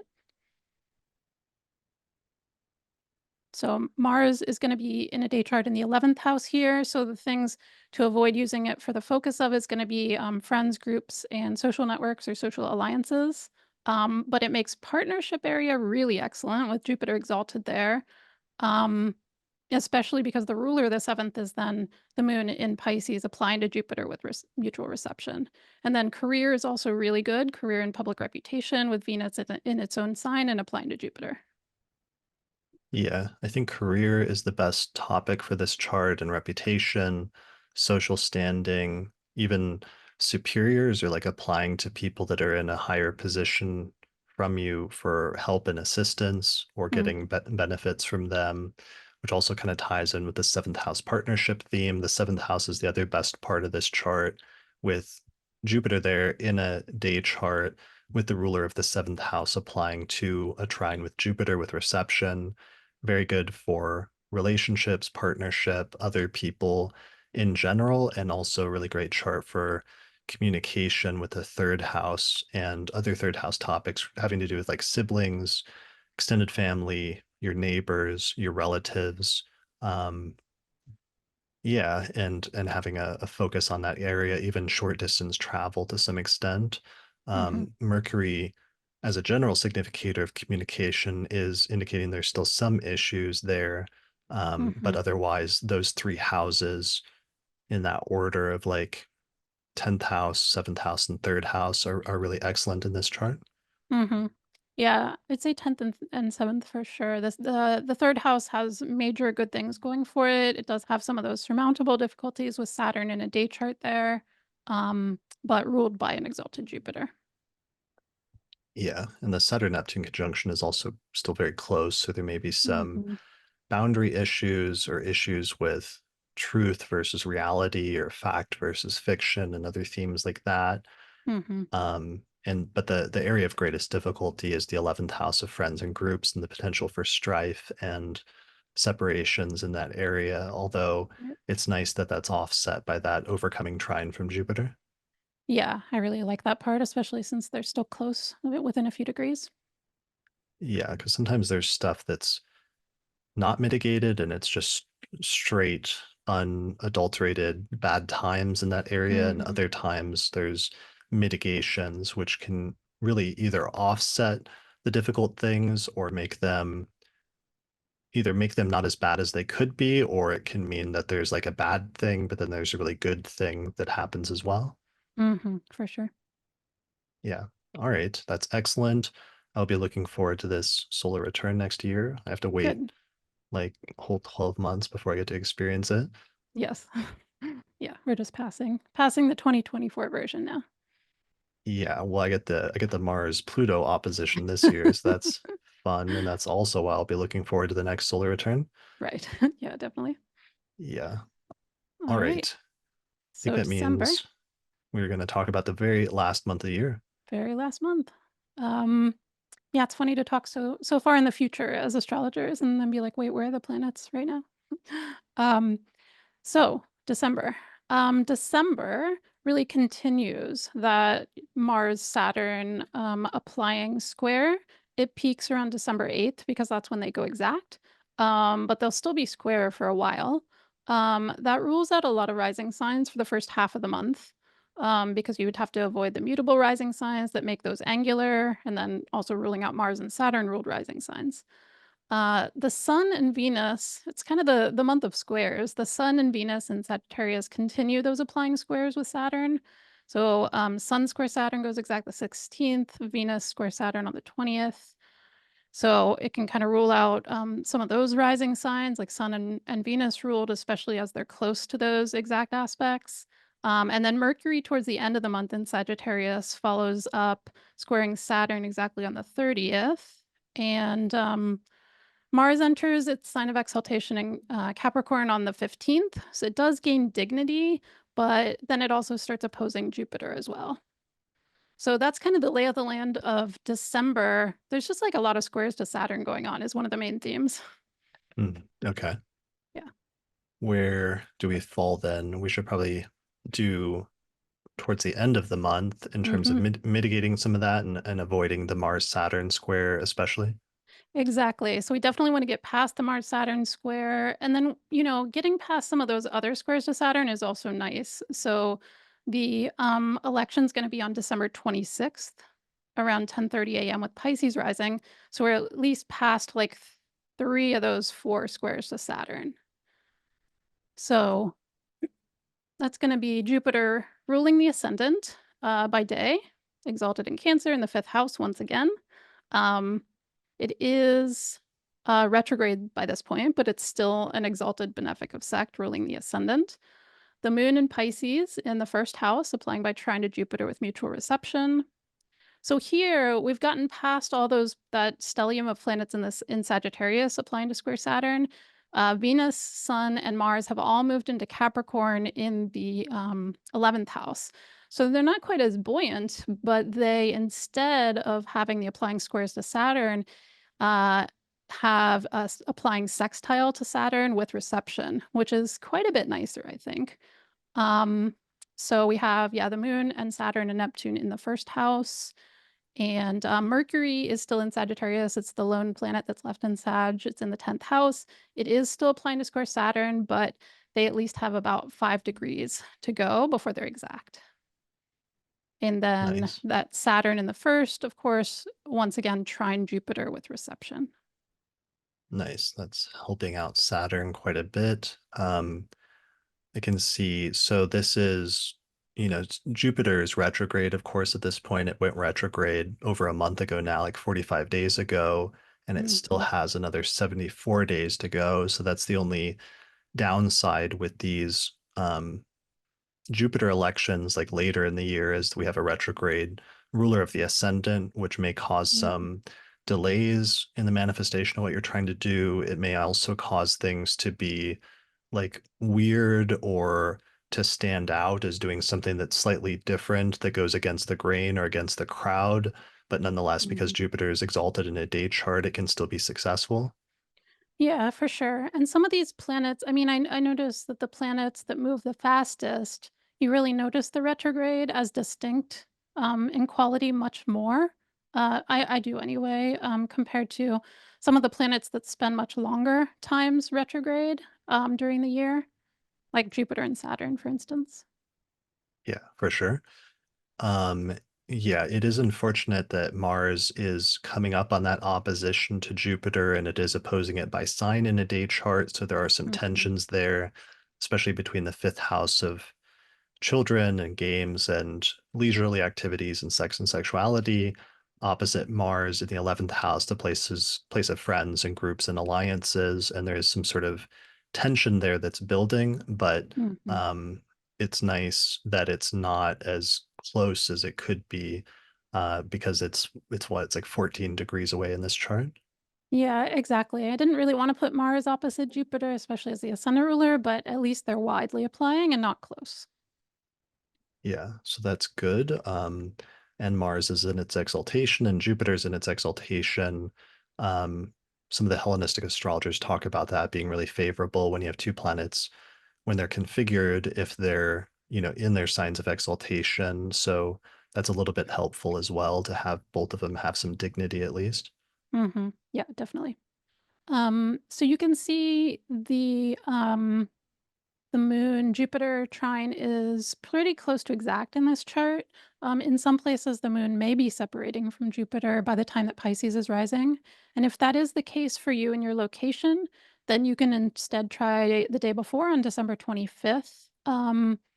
This is going to be on the 26th, the more optimal time. But if only if the moon Jupiter is separating, then try the 25th, and then the moon will be just a little bit earlier and still applying to Jupiter.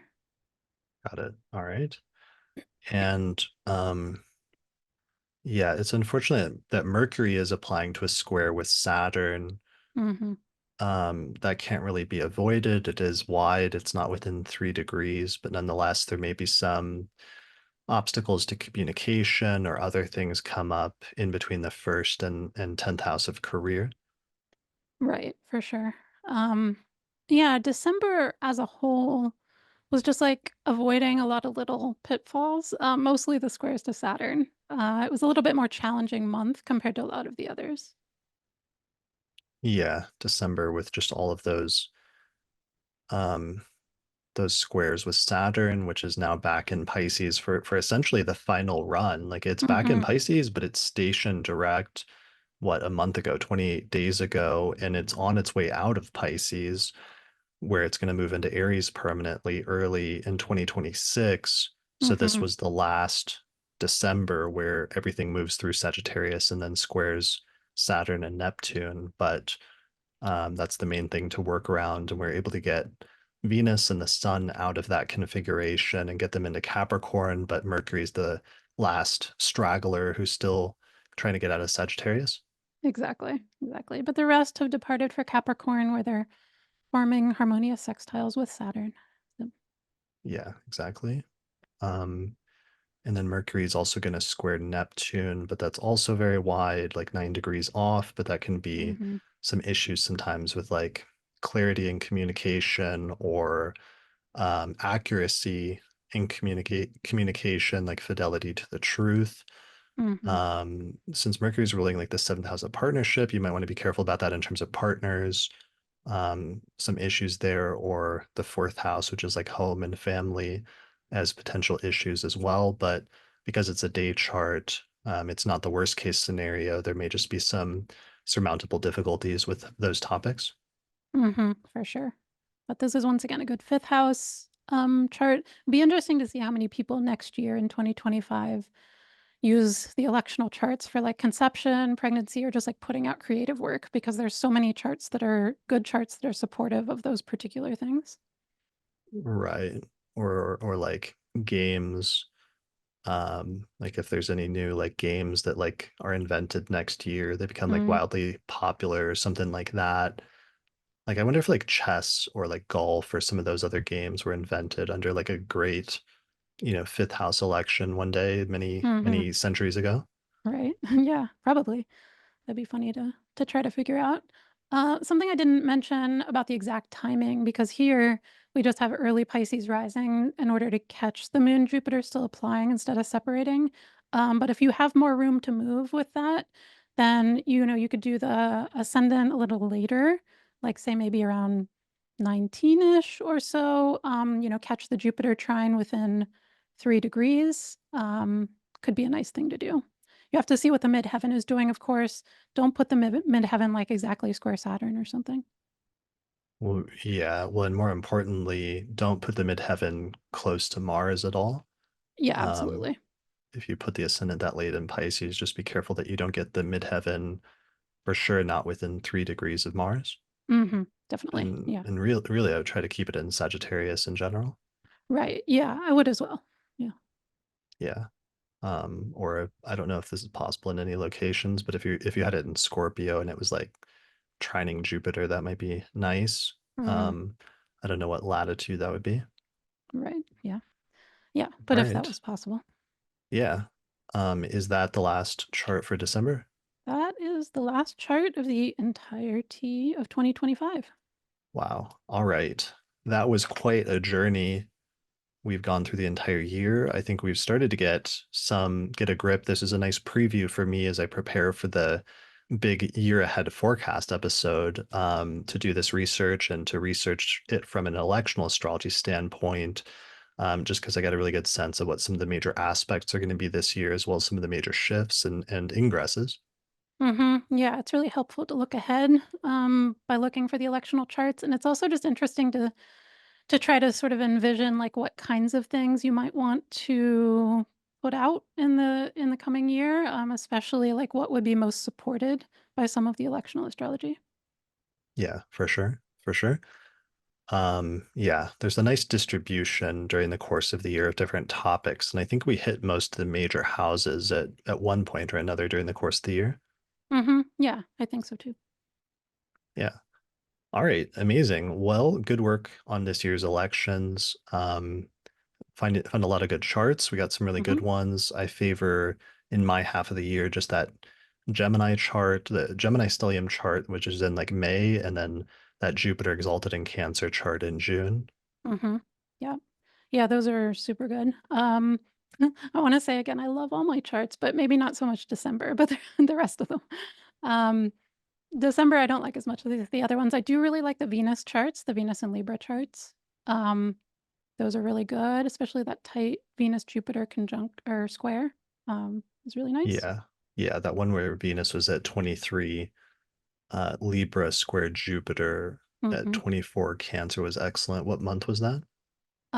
I think that was November, if I'm not mistaken. Oh, right. That was on That was the your amazing solar your solar return return. chart. That's why I like that Yeah. one. Yeah, right.